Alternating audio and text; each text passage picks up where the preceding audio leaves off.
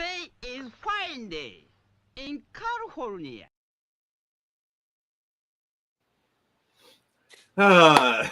Hello, everybody.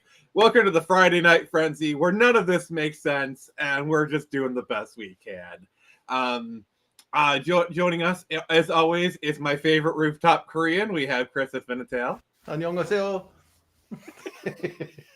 And once again, we're welcoming. We've got to welcome into the frenzy the man who has no idea what the heck is going on, but somehow is able to make magic to make this Dreamcast thing. We have Falco G. How you doing, buddy? Hey, good. How are you guys? Hey. So it's been a minute since you've been on. So for the people who don't know who you are, could you introduce yourself, please? Do I start with like my modern persona, or I'll start with I originally am from the Adventures in Game Development, where we developed an indie RPG for Dreamcast, Ouya, Windows, Mac, Linux, everything under the sun, and we showed it off for like 8 years, working our way up to a Kickstarter. Yeah, it was a lot of fun. I supported the Kickstarter. I'm sorry. A lot of crazy antics. It was a lot of fun. It was sometimes educational, sometimes the opposite of educational, but yeah, it got us to a Kickstarter, which unfortunately did not materialize. That's what we covered. You guys pretty kicked much. ass on the Kickstarter, though. You guys kicked ass, though. Yeah, out of the gate we did, I think, with what we had, but yeah, we lost momentum and we didn't. Oh, we I didn't make remember the that. I funds remember last. messaging you. You were kind of freaking out a little bit. I remember that. Oh, dude, I was freaking out the whole time. Yeah. I was just on my phone, like, dude, you get notified for every single person who backs for like $1. So it's like ding, ding, ding, and you're like, oh fuck, come on, fuck. I've ran it'll Kickstarters mess you myself. up. I know the highs and the lows. I It'll totally mess get you it. up. It really Man. will. Yeah, So- it's like the first day is amazing. The second day is cool, but after the third day, you're like, holy crap, we have 1 week to get like most Yeah, of our exactly. money. Yeah, exactly. So, After that, my life changed a little bit, and I got more into independent game development for the Sega Dreamcast. Just Oh, like yeah. I got into more like low-level driver stuff, and got like I had always done the low-level engine and toolkit stuff in Elysian Shadows, and that was always something that interested me. Yeah. And then I don't know, a combination of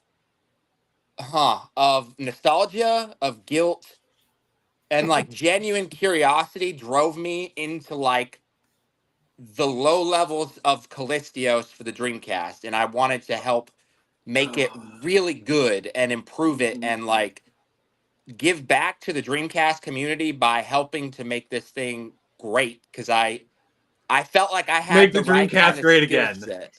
Yeah, to help make Callistios great again was kind of like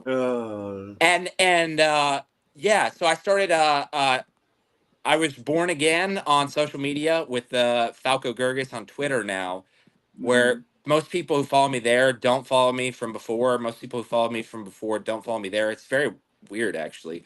But it's Yeah, okay. segmented. I like fans from both times in my life, but it's very segmented, probably for the best for my tender ego that I don't have to see.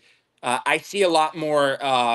Let's just say I have a much healthier relationship with my audience and the people who follow me nowadays. That's And important. it's been fucking amazing. I don't want to mess anything like that up ever again, you know? And some of the people who hated me, actually a lot of people who hated me in the Dreamcast community are finally like, you know what? Fuck it. I forgive this guy. Like, Yeah. and that's been like a very positive thing for me.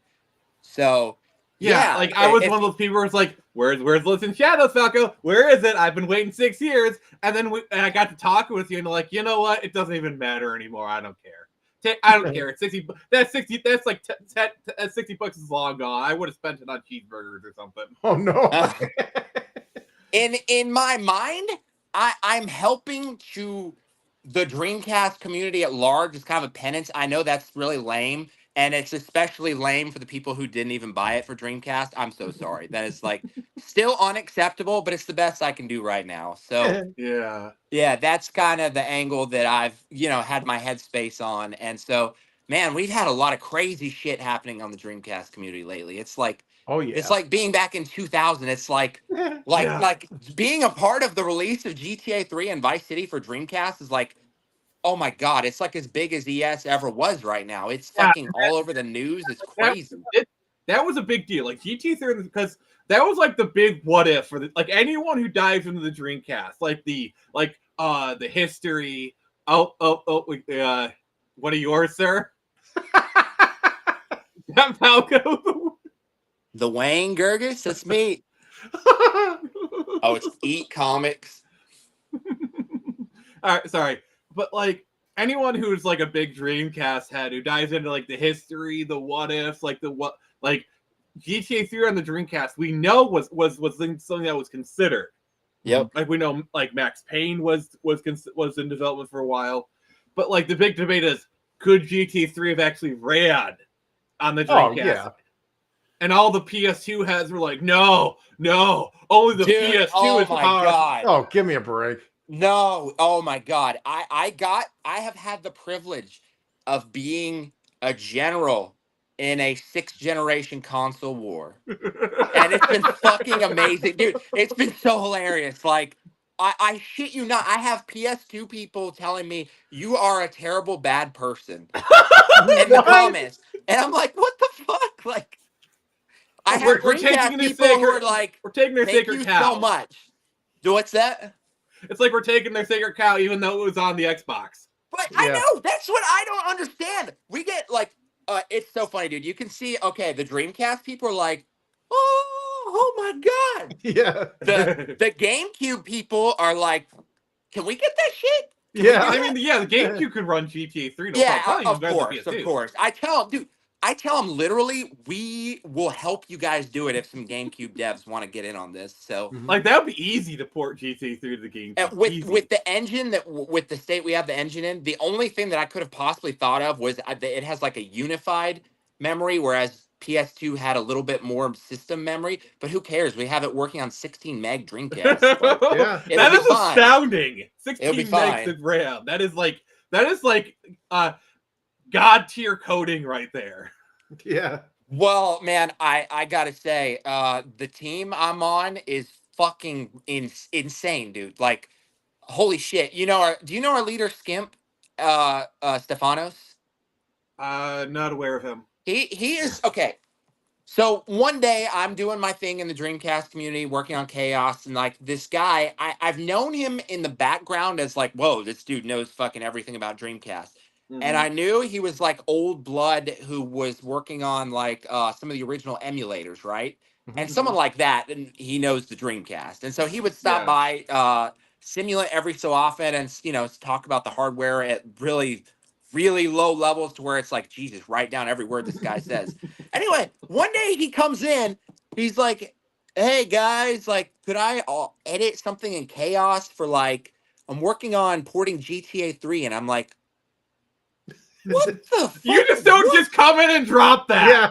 Yeah. That's I'm kind like, okay, one, it's you. Of course, you can like get in on Chaos stuff. Two, like, oh, I was like astounded because you get like some noob who is very ambitious, and like I respect ambition. That's cool. But like this is a guy who knows what he's doing and what he's getting himself into.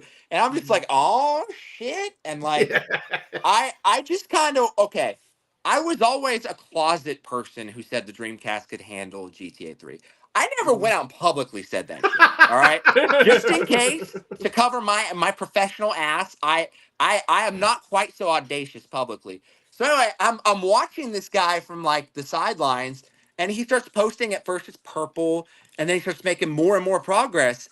And it holy shit, it's starting to fit into RAM. And at first he was only able to do it with the 32 megabyte expansion. And by the time he started to make it into RAM, I'm like, okay, maybe this is going somewhere. And I'm like, okay, it runs like shit. Maybe are we pushing too many polygons? And I look, and it's like, oh no, he's just using Chaos's shitty path, like right now. So the first thing I did for the project was help push like more polygons on screen, and got like a huge More performance polygons. boost. That got a huge performance boost that later they fucked it up with adding lighting and all these effects. I'm just kidding. Yeah. I'm just Oh, kidding. No, man. it's amazing. But yeah, Yeah, and ever since then, I'm like, this is the craziest thing I've ever seen in my life.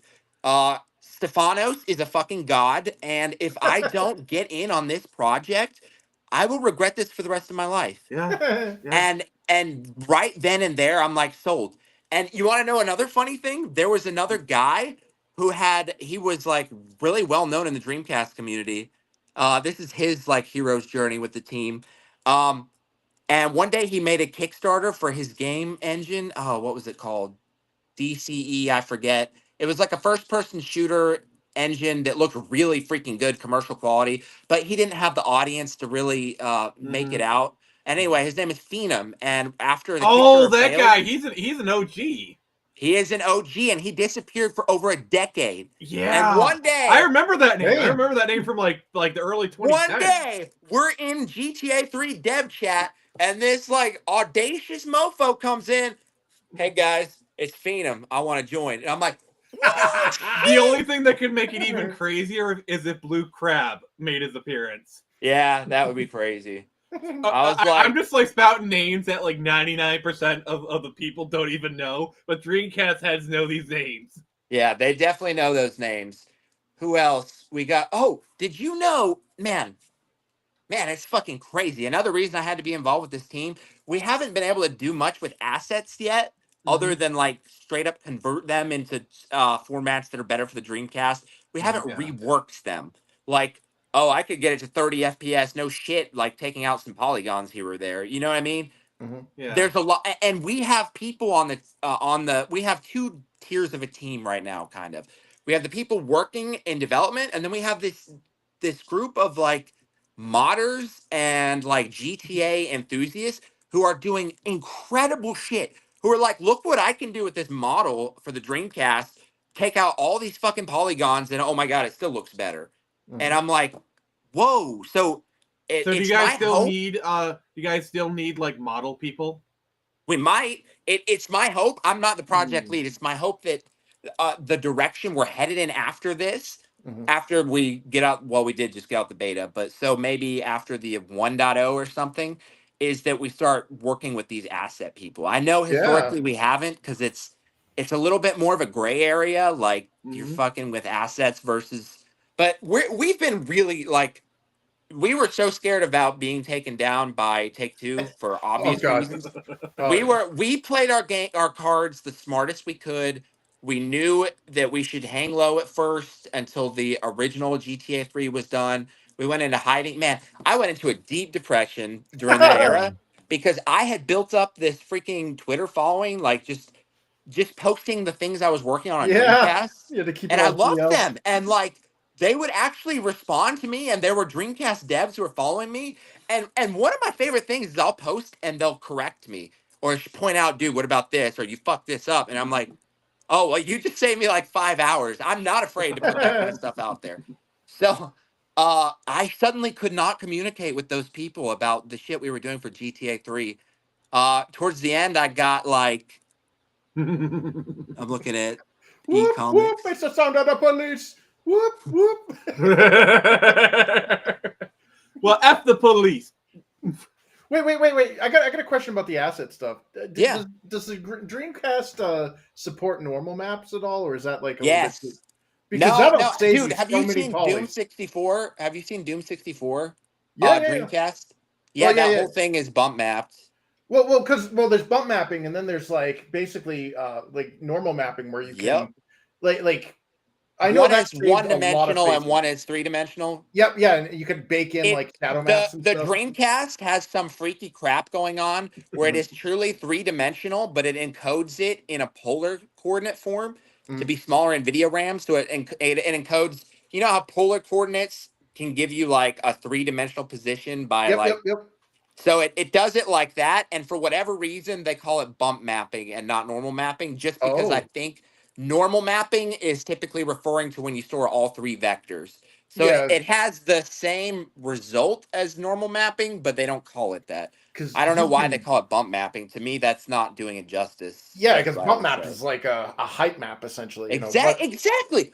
Oh, and man, I am so glad I have Chris on here because you guys are just talking a whole no, because you're talking to You're talking about saving polygon, like rendering your geometry and cutting down on tries. Yeah. Like that'll completely that was a huge saving grace when normal maps came online. We're like, we get these awesome mud box or like whatever renderings, and then we can poop it out into like a crappy Chris, little. you should join this project. Really see. Chris, you should join this project. Oh God, no! I'm sorry, I do not. I have a massive respect for you guys. But I'm old. Me too, man. I'm getting old too. Oh yeah, dude. So yeah, like I remember awesome. when this came out, it was like a freaking bombshell was dropped on the retro community. Seeing Claude in freaking Dreamcast, it's like that's the big dude. To be honest with you, I play GTA 3. Like the bros have moved on to Vice City for the most part. They've been porting My City. I'm still playing GTA 3. So what I'm interested in working on is performance shit. That's my gig right now, is performance stuff. But it's all common to GTA 3 and Vice City. But I'm experiencing it in GTA 3 because that's where I'm at right now. I'm almost done with Staunton Island. Dude, I never played GTA before this project. I know that sounds fucking crazy. It wasn't I was a little bit young to appreciate like the adult humor and stuff. I was busy playing like Sonic Heroes when these games came out. Sonic Heroes on the Dreamcast. Yeah, I was to tell you where I was at, like emotionally at that age. But now that I'm playing GTA, even if people say 3 wasn't that good, what the fuck are you talking about? 3 is amazing. Yeah, it was. These are really good. I see.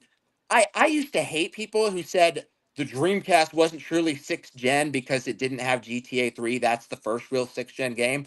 Now that I've experienced it, I don't agree with that statement. The DC is definitely 6th gen, but I understand why they're using GTA 3 as that bar. Yeah, because holy shit, man. Because I mean, just look at the games on the because like the guy realizes the GTA 3 came out like a year or two into the PS2's life cycle. Yeah, and like you look at the games that were released before. And afterwards, like GT3 was really just in a whole nother league. It was every other game. It was the first of its kind, really. Dude, okay.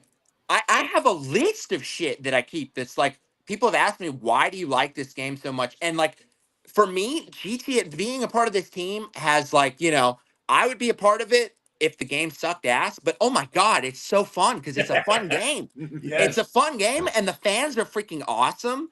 And like all of the other places are getting shut down by like the other scenes doing stuff by Take-Two. So we're getting a bunch of support on the Dreamcast side because they have nowhere else to go, Yeah, so it's been really interesting. But no, dude, Rockstar and Take-Two have always kind of had like an interesting relationship with modders. Right. Have you guys considered like compiling it into like a GDI or a CDI file for a certain non-Dreamcast collector? Like, you know what I mean? Because like D-Mall and Redream and all these others. Oh, you can make it. You can still do that yourself. Oh, you just recompile it or? Yeah. So no, this is a hilarious tale, man. Do you know how we've had to market this? I've been very careful, and you can look at my latest tweet. I'm like, bros, if you want to take your legally purchased PC version and put it through our conversion process and basically shit out a Dreamcast CDI from it, this is how you do it. Oh, sweet. And we have, I swear to God, Take-Two, if you're watching this, like just waiting for me to slip up, we don't even share builds among us developers. We really fucking don't. So like, on one side, it's probably protected us. On the other side, oh my God, just a bunch of like emulation Dreamcast nerds who've never written a line of code in their entire lives having to set up this like bleeding edge Dreamcast tool chain to compile this shit from scratch. And the fact they're all doing it is crazy. Yeah, hundreds of people are doing this shit. And it's like, man, awesome. you just set up like this C++ 26 supporting Dreamcast tool chain that like, it's what we use. It's hilarious, but they're doing it, and yeah, you can just follow the process and do it. Hell yeah, that's awesome, man. We've tried to keep it, clean. Like if someone posts like some Where's shit in Discord, like we got to take it down, Yep. All right, we got channel member Jason Ingram. He's here. He's posting the channel emojis. Thank you, Jason. All right, question for you. So you talk about like GTA 3 Vice City. Though the question becomes, shit, here we go again. Are we getting San Andreas? Okay, so I'm gonna say the same thing that I said about GTA 3 and that I said about Jack and Daxter, which is basically to cover my ass. But it's also true, and I don't like to talk out of my ass too much, more than usual. I have not. So I was honest with you. I didn't play GTA 3 when I was younger. I have not seen more than a few screenshots of San Andreas. And what I've seen, damn, like, yeah. But at the same time, as far as I know, there's no decompilation for that game, which is what we would need to even be talking. I know it's been ported or what, but yeah, I don't think there's a decompilation. We are based. Well, never mind. I won't get into that. Yeah.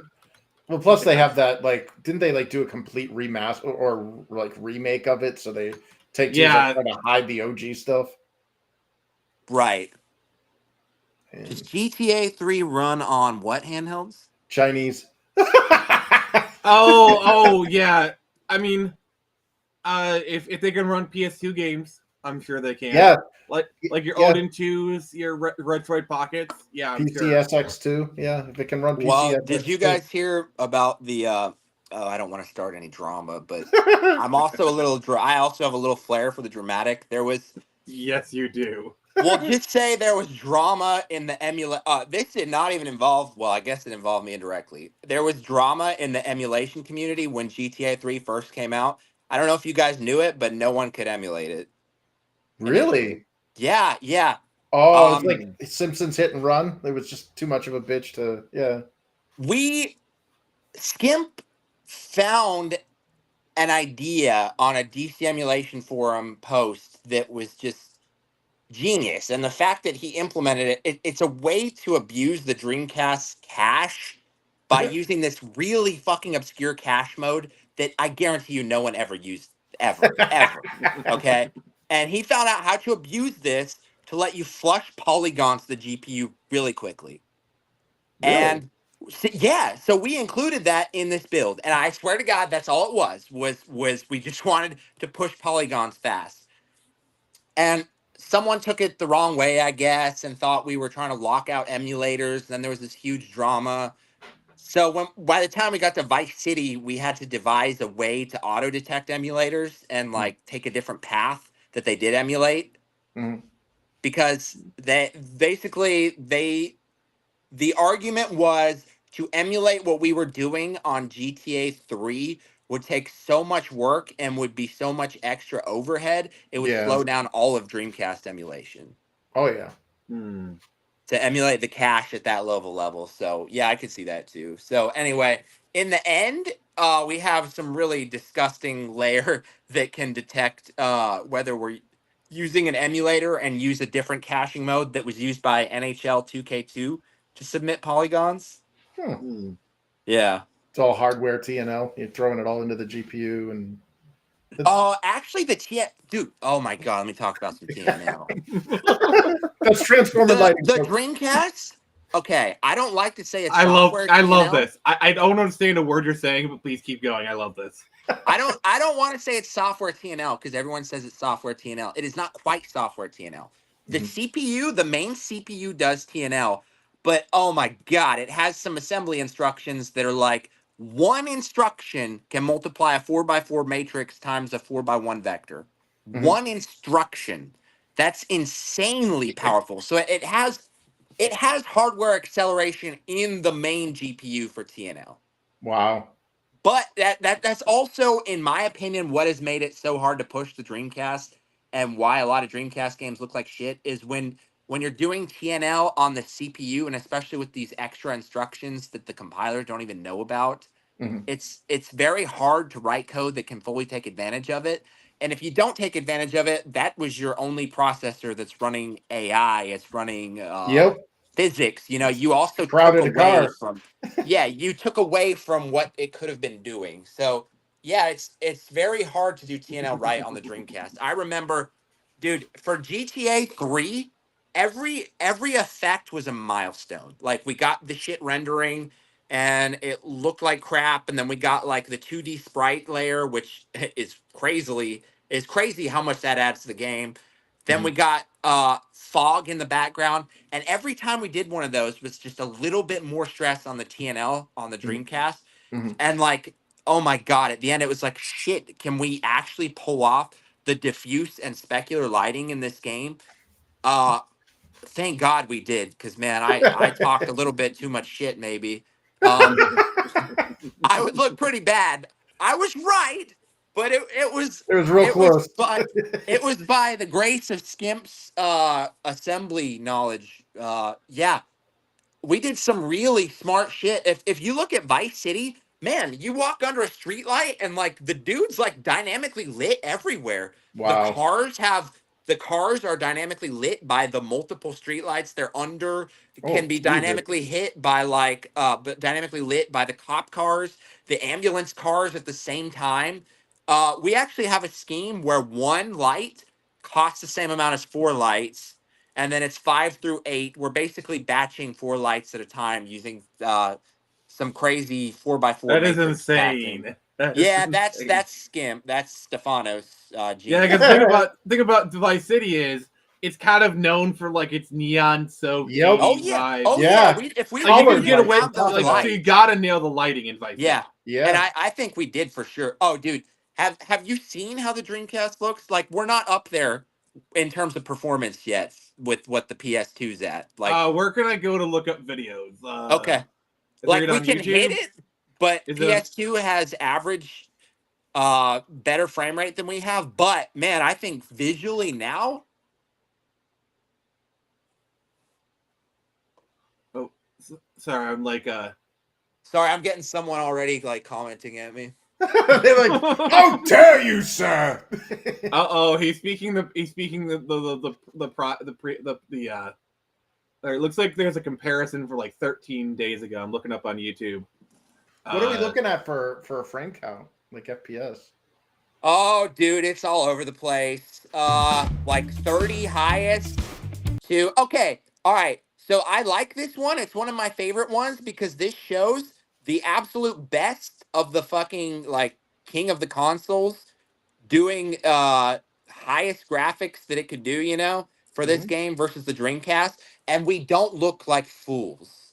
No. Okay. No. Obviously And the Xbox is gonna win. Yo, Here's yeah. the thing, like it looks like you don't have like the PS2 one had like the mittens for the hands, and like I remember the Xbox was like, oh my god, individual fingers. It looks like with the Dreamcast you got like this little stubbier kind of thing. Like some of them got like a few individual digits, but for the Dreamcast, you know, we actually have a modder who's trying to get us the full hands on lower poly count. Oh wow, it's pretty funny. Oh my god, can you imagine that? Well, I'm sure there's like a bunch of LOD models in there, and that's probably like at least that's probably what the Xbox did. Was it treated that those mittens just like the farther away? Right. Yeah. For sure. For sure. Oh, the Dreamcast in Espanol. Yeah, I don't even know how to play it in a different language. I'm not even sure what our instructions are if you play it, but you definitely can apparently. Happy to you, Happy Dinosaur. Nice to see you. Hey. Does the PS2 have a small dick? Yes. No, but it does have interlacing. Damn. like you can tell the difference, but this is not bad. Like the Dreamcast is oh my god, it is putting up a good fight here. Oh like, yeah, the Xbox is dude. serious. Oh, you want to know looking something at the extremes. shitty? Oh, sorry. You want to know something shitty? So the frame rate obviously is much lower on Dreamcast. It's the lowest one of that generation so far. Literally working on it. But a bunch of my optimizations for GTA 3 did not make it into the alpha release of VCs because some dumbass totally forgot to check if they were in there. If they were in that code, and basically a lot of the code got duplicated for VC. So I made some pretty big performance gains like the minute these videos were taken, which kind of sucks. No. But still, like the which one was the hot copy? That would be San Andreas. Yeah. Oh my God! If you guys did San Andreas and you re-implemented hot coffee, Yes, seamlessly. That would cause you some drama. Like you want some drama, release it on the Dreamcast and re-implement hot coffee. Oh my God! Yeah, it was a bunch of mini sex games that they had to kick out because it would have made the game adults only rating. And it wasn't even part of the game. It was like coded out. It was like they omitted it. Yeah, it was in the friends and family alpha and stuff, and they're like, "Yep, this is gonna get us a adults only rating, and we can't sell that in Australia or most countries." So, right, they yoinked the whole game feature right out. Damn, but it's still there in the code. I love honestly the car textures. I really like the car textures on the Dreamcast version as opposed to the Xbox. The Xbox is really clean. I like the grunginess of the car textures here. Well, it might be different. Right. This is also comparing two very extremes. Because, you had mentioned, Falco, like the Xbox was the powerhouse of this generation. Yeah, it was. This is the absolute apex of this console generation. So the and Dreamcast was like what? Handling it. So the Dreamcast was like 200 megahertz? Yeah, CPU. Dude, the Xbox was like 700 megahertz. Yeah. Intel, so we're talking it was like just like a freaking PC. 3.5 times the processing power. Yeah, this is very impressive. Like, I don't think a lot of the non-tech heads realize how goddamn impressive this is. Thanks. Yeah. Like, look at the reflect maps in that. Holy shit. Yeah, dude. That's why, like, when I just saw GTA 3 barely running, I was like, holy fuck, dude. Yeah, there's a lot of talent on this team. Like, it's incredible. You're always learning something. Stefanos, one of the things he tells me is like, look, bro, I worked on the very first Dreamcast emulators. I have seen all of the tricks that the commercial games use. You know what I mean? I had to fucking emulate them. Yep. So he knows a lot, So it's been like it's been a pleasure working with like all these people and stuff. And then Happy Dinosaur brings up how GTA 6 could be $100. Oh yeah, we're not getting into that. Well, so we're looking at visuals. What about audio? Did you guys like? Oh yeah, we had the audio took a hit for sure. Yeah. Well, okay. The thing is, audio technically depends on how you're playing the game. Because you know I'm not a man to be screwed with. Wait, Scotty. You have my personal assurance that I'm going to get you your money back. I can't tell because of the binaural. But yeah, I'm sure like it probably went from what was it like 44 100 hertz or whatever down to like was it 35 or 25 or whatever. Well, here's the question. And it went from like stereo to mono in a lot of places. All right, let me ask you a question. I got a question about the audio. So I'm more familiar with like bit rates because I did a lot of MP3 stuff back in the day. Mm-hmm. What was the bit rates that you got, and then what was the bit rate you had? Like, what bit rate did you have put it onto the Dreamcast? Like, did it have to go from like 192 to like 44? The only reason, so we have 3 different builds right now. If you're playing from GDEMU or if you're playing from like hard drive or something, like what I'm playing from, you can keep the full quality audio. Oh, nice. It's when you're playing for like a CD that we have to go. Oh man, I'd have to look. Yeah, I might even have it up. Oh, that is the plight of so many people who had to cram a full GD-ROM into a CD. Exactly. All those tracks. And it's not really what the Dreamcast version would have been either. Because remember, these are CD-ROMs, not GD-ROMs, which are substantially smaller, and the GD-ROM drive has higher bandwidth when it reads from GD-ROMs. Yep. So it's like your average CD has like 650 megabytes. Some of them had like 700. Yep. Later on, but your DD-ROM had like a gigabyte. Was at least 1.1 or just a gigabyte. Right. I forget now. But still, you're talking at least 300 more megabytes of data plus the higher bandwidth. All those tracks were hogging your space. If you're trying to do Redbook and shit, and put in actual like, because like what was it like the music that they were using was like legit like all those songs, like that's gonna like eat way into your disk space. Like for sure, ridiculously. Yep. Mm-hmm. Man, the thing that sucks though is damn, is the music good in Vice City? Yes. Like, damn, that game. That's what I'm most excited. Like I said, I'm playing through GTA 3. I have played just this intro portion of Vice City just enough to make sure when I'm optimizing physics, which is mostly what I do nowadays, Mhm. that I'm not Oh, look fucking at up his Vice face. City. His face look. Oh god, his face in the background was looking pretty bad. I'm not gonna lie. Which part? Let's rewind a little bit. Like, okay.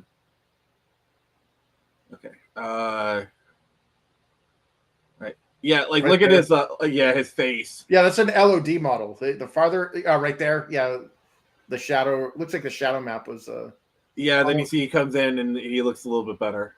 yeah. Well, I mean, it's one of those weird movie tricks where unless you're like supposed to look at that, you know what I mean? If you're supposed to look at him talking, obviously you wouldn't want to invest a lot of resources. So Falco, Happy Dinosaur has a very important question.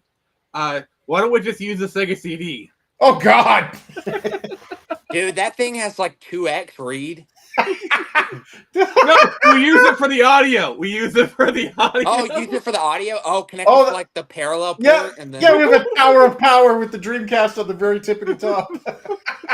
Dude, I have this like dream, and it might just be a dream, and I always have dreams, but like if we don't get taken down by Take Two, like if we keep this team together and if we keep just improving iteratively on Fully on the GTA and Vice Dreamcast. City, like what this game could have and be. And like we get shit all the time. Like there was a guy who's like, dude, why doesn't this shit work with my race car controller? I'm like, I've got one like right beside me, and I'm like, you know what? Challenge accepted. I'm like, you know what? Like, open a ticket, bro. Like, challenge accepted, mother ducker. That's awesome. So, like, yeah, and I finally, he's probably in here right now. All right, and then we got Andy B is commenting about the read. Yeah, like honestly, I love these streams. It's so educational. Like I'm learning so much.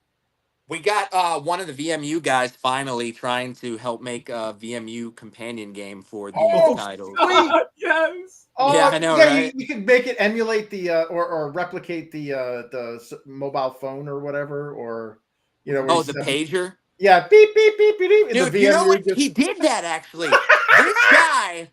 Oh my God, we have a VMU wizard in the community. Like I asked him, all I asked him was, can you give me that tone, that pager beep in terms of how I program the VMU registers? That's all I need. Just give me pairs of registers and what values to set them to get the VMU to beep as close as it can. It's like way higher than that, but it still sounds pretty good.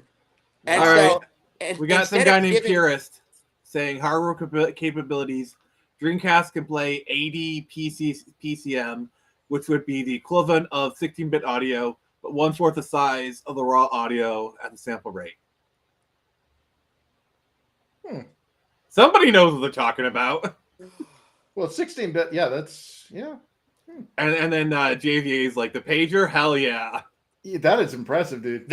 Anyway, so this dude comes back and he wrote an entire audio driver for just to play the pager theme on the VMU. I haven't been able to finish implementing it. Have you seen what I'm doing with the VMU on these games? No, what are you doing? Well, during development, do I have it on? Oh shit, I don't have it on. I used to keep it on. During development, I'm like, man, I don't know where the FPS is right now, and I sure as fuck I want to see. You put it on the VMU. I don't know where FPS is. I don't know how much video memory we have available. I don't know how much memory we have available. I don't know how much sound memory we have available. And I'm like, I am sure as hell too lazy to go figure out how the fuck this UI code works. So I just put it on the VMU. So like, oh, that's awesome. The VMU is that is cool. It's a real-time resource monitor of the Dreamcast version. And hell yeah. It's come in handy very often. I love this console. Yeah, it's pretty cool. So we're going to keep it, but a lot of people are like, oh, I want a real VMU thing. And that's cool too. I want a real VMU thing too. So I have this whole concept of like VMU apps that I was working on where you could like hold like a button combo and swipe through what's displayed on the VMU. Oh my God. Dude, do you realize how like would it be possible to package that up and release it to other Dreamcast developers? Because those what you just described would Yeah. be super valuable to any team. Yeah, for sure it would be. Yeah, and okay, to be honest with you, that's another thing I really want to do being a part of this project is like we found a lot of like places where Callistios could use some work or other libraries had issues with them that we've had to work through. And like I want to bring this back to the greater community, like these changes, like the new features we had to add that Chaos didn't have available, you know what I mean? And that's definitely something like all the tech and stuff I want to be able to like give back to the greater Dreamcast community and stuff. Dude. So Well, yeah, like you're familiar with that game, The Last of Us 2, right? yeah, of course. Yeah. Okay, so regardless of what your opinion is of the game, one of the things that the development team did was a huge library of like accessibility features. And there's been talk, and I don't know how realistic this is, but there's been talk of being able to proliferate that out to anybody that uses like that particular proprietary engine, where it's like, hey, here's a bunch of like accessibility features. Oh, And yeah, I'm wondering if, you know, something like that, because like that would be super beneficial if you didn't have to remake that. You know, you didn't have to like reinvent the wheel. I just need to know my FPS. I need to know how many tries I'm pushing. I need to know how, you know, whatever, Right. you know, right. just put all that out right in the VMU display. And it's like, here you go. Here's a little like API or whatever. You know? All right. Right. Real quick, we have some comments to catch up on. So Happy Yeah, I Dinosaur agree says, with is you, it by the way. possible to emulate the Wii motion controls? I think he means on the Dreamcast. Oh my God. I Yeah, don't with the know, but I Samba figured de I'd just Amigo ask. maracas. Yeah. The And then, Samba de Amigo. Tevia, we're playing a video where it's comparing the Dreamcast version of Vice City, which is so weird saying that after so long. I just gotta say, to the Xbox version. Oh, God, I am not gonna get used to that, Falco. I am not. That is that's super impressive too. Like I'm blown away. Yeah, it's Yeah, like me too, dude. Every time I turn this shit on and play it myself, like I said, it's still I still have this feeling of like, holy shit, I'm playing GTA 3 on Dreamcast. Like, yeah, no, it's pretty crazy. It's pretty fucking crazy. I think we all are like, maybe not Stefanos, maybe he's desensitized to doing cool shit, but I haven't done that much cool shit in my life that I'm not still stoked. Okay, Like, I got a really like blue sky proposition for you. Morrowind on the Dreamcast. Oh. dude, all it matters is the first step is just the decomp. Is there a decomp for that? I know there was a open source engine I swear implementation of someone it. was Yeah, talking didn't they about remake it in Unity? Didn't they? Oh no, that was Daggerfall. Daggerfall. Oh, Daggerfall on the Dreamcast. Daggerfall on the Dreamcast. Well, here's the thing: is like we talk about like Take-Two shutting you guys down. Like, what about the opposite? Like, what if this is like the ultimate portfolio?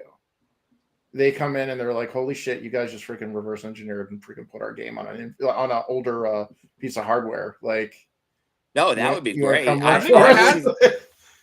I just don't know if they care DC, about let's it. do it. Oh God. See, Well- more like GTA 3 on Dreamcast was a big deal. Morrowind on the Dreamcast would be like, oh my God. Well, here's something from a business perspective that I can't speak for any other company, but when you can look at somebody that works within the confines of a very, very defined limitation and they can pull miracles off like this, that's hireable stuff. Like that's a Dude, you know what? That's what I thought too, and I'm not gonna lie, I'm unemployed right now and I'm trying to find work.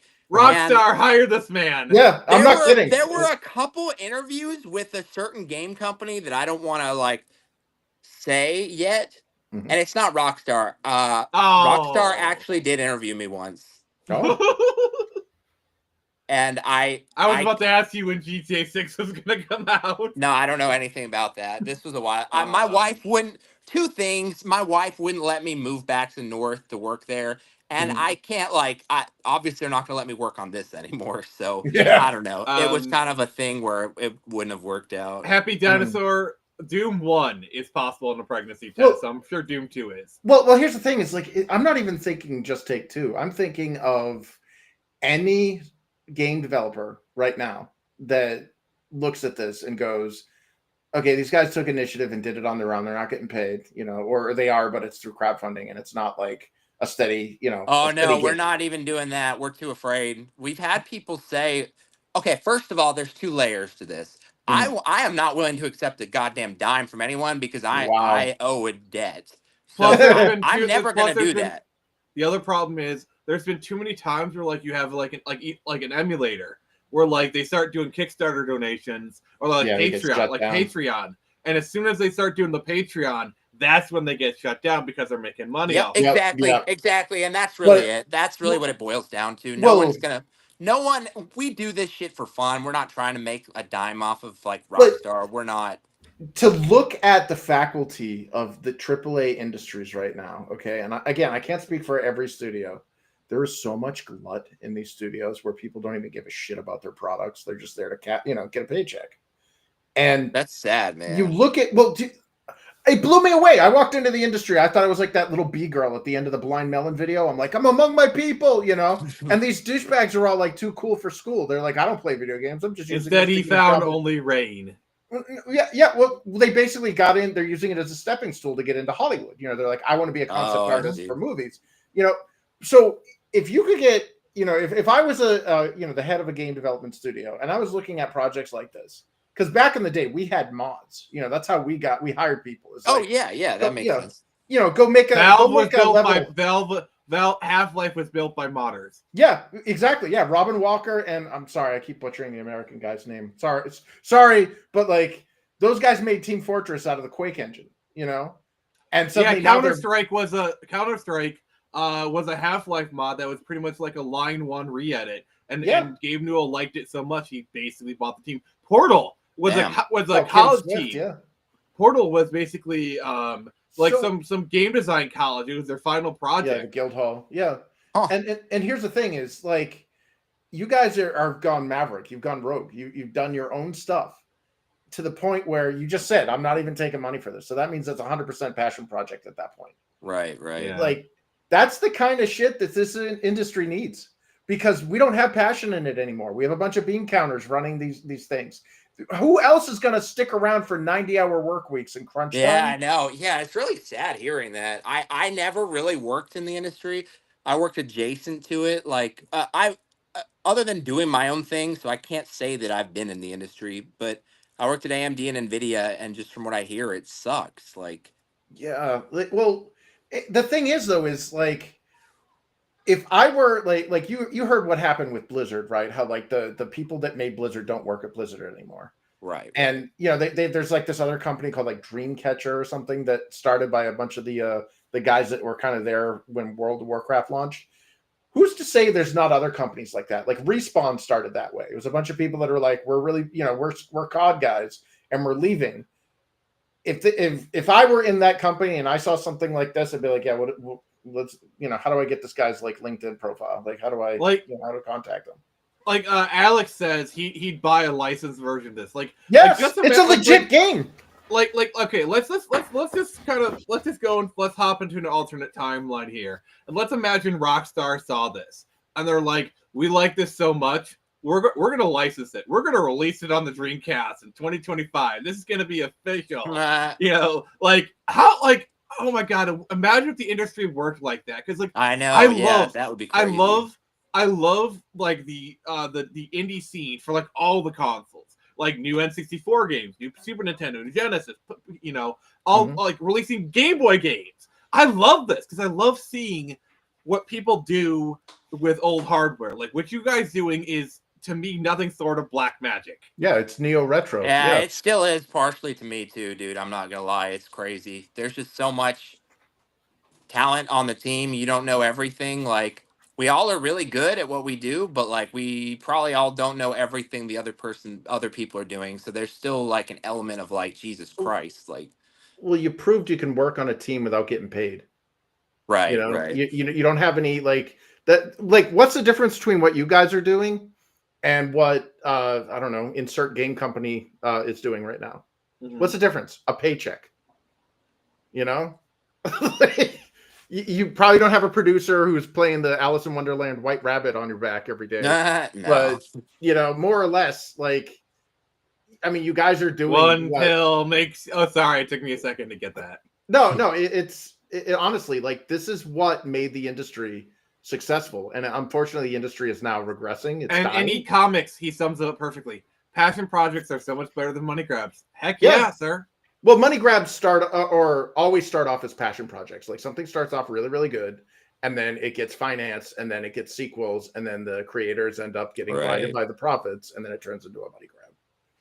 You know, it's rinse, repeat.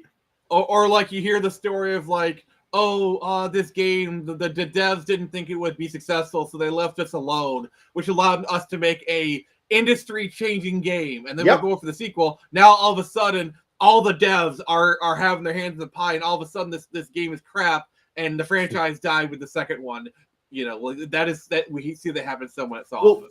Well, the trick is to prolong that duration from the passion to the money to the cash grab. Right. And you're going to find that when you get people that are super passionate, and you'll find super passionate people because they're the ones that have spent years doing stuff like this and not getting, not seeing a cent for it. Right. Yeah. Man. God, yeah, I hate bringing business. That into Coon it. Talks looks so cool. good on the Dreamcast. I just got to say it. Yeah. I love, like, it's probably because it's angular. That's why it looks so good. But yeah, like this. Oh god. Like even though like you got the two extremes here, the difference is really not that. It's negligible. Right. It's not like people used to say Dreamcast is like a 5th gen console. Like that's bullshit. Like like I've heard people say it's like a 5th gen plus console. Kind of thing. That's kind of bull. Transition. Yeah. That's really one of the myths that I was happy to like be a part of. I think it would have lasted the whole generation for sure. I mean, like honestly, I can like if the Dreamcast had lasted, it probably would have done like if it would have been really successful. It probably would have been like what happened with the Switch, where it would have gotten downgraded ports of because the Dreamcast could run downgraded ports of 6th gen games. Like you guys have proven that. Oh yeah. Like Battlefront 2 on the Dreamcast. I'm just putting stuff out there. But let me catch up on some comments. Simpsons Hit and Run would have been a challenge. Alex says, more importantly, even if you can't get GTA license, the engines work. It can be used to build new high-performance Dreamcast games. Hey. People who aren't trolls in here. I'm just kidding. No. My comment section is usually pretty good. I cultivate a good audience here. Yeah, Alex is a great guy. Love you. This project. Here's a question for you. I think like Alex kind of brought it up. So obviously you can't release this, but what are the thoughts of like using what you've done to develop a Grand Theft Automatica? Like just using it, but like doing your own original game with this engine. Is that possible? Is this something you could do? Well, is it an engine at this point? Like, yeah, I would say it's technologically possible. Yeah, I'm not going to say anything in terms of us doing that because, like, I don't want to. I'm very happy on this team, and I'm not the leader, and I'm very happy with Skimp's decisions on where we've been going as a team. Yeah. So I'll let him make the decisions like that. But it might even be better just to like once you get this in a good way to release it as a public like open source thing and let people do what they want. You can already jump in and. So there's nothing stopping somebody else from creating a GTA style game. Yeah, we'll call it that's true. Felonies and Misdemeanors, and it's basically like a Chinese knockoff. Where it's not Grand Theft Auto, but it looks exactly like No. I know exactly what I'm going to call it. Race and Chase. If you know your GTA lore, you know exactly what I just did there. Is that like the code name for it, or? Yeah, that was like the original name. Yeah. Right. So Pyrrha says Scrimp is formally the project lead. Yeah. Formally. Yeah. Okay. Formally, he started everything. He started it. It's. We all were on the sidelines like for a good deal. I mean, he almost got it to 16 megs of RAM before those of us watching cautiously jumped in. So no, he is formally the leader. Yeah. Okay. Thank you for stopping by. Happy Dinosaur, we appreciate it. Andy says, by making it open source, you're gatekeeping random YouTube commands. Like, isn't that reverse gatekeeping? Isn't that just like flinging the gate open, saying, "Hey, come on in"? God, yeah. I had a guy literally do that on our Grand Theft Auto Vice City launch tweet the one that I had that like went viral and got like 1.8K likes or whatever, and a Ooh, bajillion nice. views. Someone added Rockstar and said, "I think this mofo's gatekeeping. Take them out." Oh my Like, god! I think And I'm like, did you see the tweet where like a former dev of GTA 3 actually commented on it, saying like, "Yeah, we were actually planning on Dreamcast," yes. and like that has got to be so validating, Dude, Yeah, yeah. I've actually spoken with him. His name is Obi. He is a really fucking cool guy, dude. He will respond Hell to yeah. you. And look, I have said this about this project is a miracle in so many ways. The people who contributed to Callistios for the Dreamcast, the people who did the original reverse engineering of this game to get it to where we could even build it for Dreamcast, the people who ported it to PC from PS2, the original dev team for making it like amazing. Like yeah. I told Obi, I'm like, I hope to God that if when you see this on Dreamcast, you don't just see a bunch of punk asses. Like, you see this as this is my work too, because that's how I fucking see it. You know what I'm saying? I'm like, this is yours too. Like, congratulations. Yeah. And he was just really cool. He tweeted it out, and sometimes I asked him questions like, dude, I think this was like genius. Who did this? Oh, the other day, man, I'm getting too big for Twitter. I can't say anything stupid anymore. Tell me about it. Try getting yeah. doxxed. What's that? I got doxxed because I bitched about what Ubisoft did with my Assassin's Creed script. Really? Yeah. Oh, okay, Falco. Okay. So this is you know that like the Assassin's Creed Shadows that's been getting all the controversy. Yeah. Chris, just go ahead. This is your thing. Over a decade ago, we were working under contract for Ubisoft for this like mobile game company, and they flew us out to Tokyo, and I lived in Japan. Worked out. We visited all these like Shinto shrines. We did all this stuff. I was like the narrative designer, or I don't even know what the hell they'd call me, but basically we did all this back and forth with the narrative team because we were writing a Assassin's Creed for this quote unquote shitty mobile game that took place in the Sengoku Jidai period of Japan, which was like the warring states, like ninjas. Basically, we were making Assassin's Creed ninjas. And part of it was we were writing about like the Shinto religion. We wanted to have a Shinto character as our main protagonist because it's intrinsically Japanese. And it was like our love letter to Japan, the same way that Ezio was their love letter to Renaissance Italy. And we're like, we did all this research, did all this shit.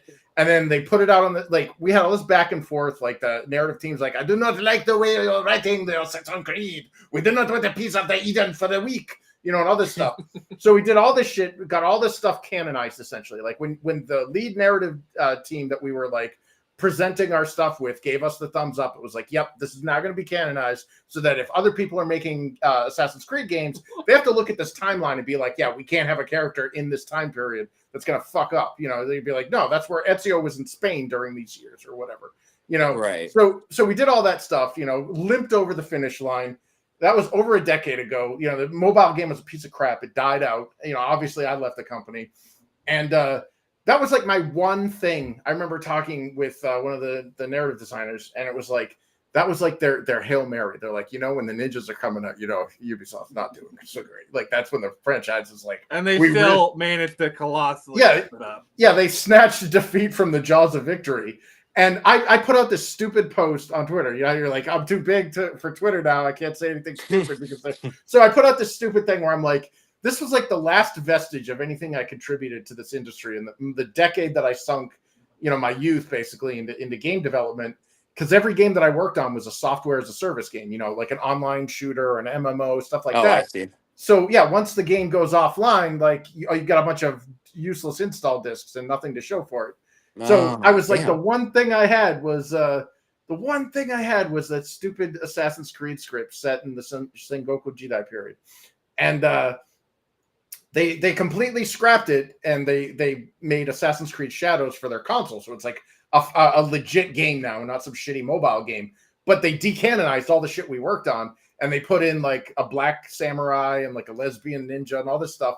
And I'm like, oh man, like, and the black samurai is romancing Nobunaga's daughter. Yeah, but which Assassin's Creed is this? The latest one, Assassin's Creed Shadows. Oh, yeah. Jesus! So I made this. Welcome to the culture war, buddy. Yeah, I made this stupid post lamenting that the last thing that I had contributed to this industry that I thought would be like enduring and I could point out and go, I made this or I worked on this, you know, it's gone. It got buried by this other thing. I made a post about that.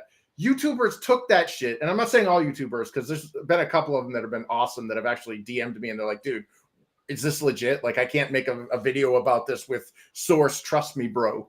You know? So Alex basically says, I gave this industry my best years, and this is how you repay me. Yeah, pretty much. So these YouTubers are all like, well, Chris Fisk, former lead designer at Ubisoft Assassin's Creed Shadows. I'm like, when the hell did I say that? You know, and I get all this stuff, and they start doxing me because I'm like, I never on my YouTube channel or I'm sorry, on my Twitter, I never mentioned my name or anything. You know, and the YouTubers that I talked to, they just looked at my LinkedIn profile and they saw all the shit that I worked on, and somehow everybody got a hold of that, and I start getting these text messages, these emails. You're a fucking liar, you piece of shit. You never worked on that. The industry's better off without you. You fucking loser. You never said you did. Holy crap.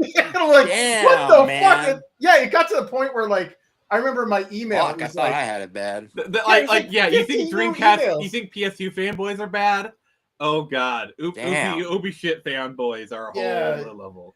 Yeah, so yeah, dude, if you're what you're saying is totally true. Like whatever you say can and you will be used against you, no matter how innocuous or misinterpreted. And whatever you don't say will still be used against you. Yeah, and it's like you're making this freaking badass, awesome thing with your team, and it should be celebrated. And instead, you got to be like that guy, that European that landed the rocket on the meteorite and got like shamed because he had a. Oh my god, I remember that. I remember that. This guy should be celebrating, and he gets castigated because he has hot babes on a Hawaiian shirt. I literally actually have a meme. I still have a meme from that time. All right, Chris Falco, keep talking while I look it up real quick. All right, yeah. So yeah, man, this is exciting seeing this stuff because it reminds me of, and I hate to be date myself or be the old timer, but this reminds me of the shit that I used to like really get into back in like the early 2000s, late 90s. Like, dude, we have a lot of like devs who've reached out and like were Dreamcast devs around that time. Yeah. And they have a lot of really good experiences of the industry around that time. It's like everything went to shit right after that or something. Yeah, 2010, 2012 is when the people who watched The Daily Show on Company Time and started pushing their politics and stuff and the cults of personality, like it was real bad, dude. Harambe died for our sins. Yeah, and it sucks because it's like I have a lot of friends, very talented people that are in that industry, and I feel so bad for them because they just kind of keep their mouths shut. Like they don't say anything. Like I actually got in trouble once because I went to Chipotle on a weekend. They're like, so and so said they saw you at Chipotle. No, I'm sorry, not Chipotle, Chick-fil-A. I'm like, okay, I went to Chick-fil-A. Yeah, well, we don't go to Chick-fil-A because they support they're homophobic or whatever. And I'm like, I like their chicken. This is what I love about those people. It's like, oh, they're homophobic, they're racist. Like, okay, can you point to something? It's usually like the most innocuous comment ever. Yeah. But yeah, by the way, this is a meme. My hair's up here. Quick, quit judging me about my clothes. Look at his shirt. Judge him. Judge him. Yeah, I can barely even make out the hot babes on his shirt. But that dude right there is a genius. He landed a rocket. Way, I just want to say, that shirt was gifted to him by a female friend who actually was the one who designed all those babes. Yeah. Yeah. But like he was a genius who landed a rocket on a moving comet, like a comet that was blasting by our planet at 1,000,000 miles per hour, landed a rocket on it, got a bunch of samples, got the rocket off and came back to Earth. Okay. And it's like this huge celebratory thing. And as soon as they saw him in his interview, it's like, woo, we did it and stuff. All of a sudden, all these people, like these internet trolls or whatever, are like, he's a misogynist. And he started crying. He literally was like apologizing. Like it was like a couple days later. Well, yeah. I mean, you really expect the guy to be like, because like people like you, me, like Falco, like the three of us, we're used to this kind of like harassment. Yeah. We're like, oh, hey, look, we're getting hate. That means we're awesome. That means we're saying, like we're used to it. He's not.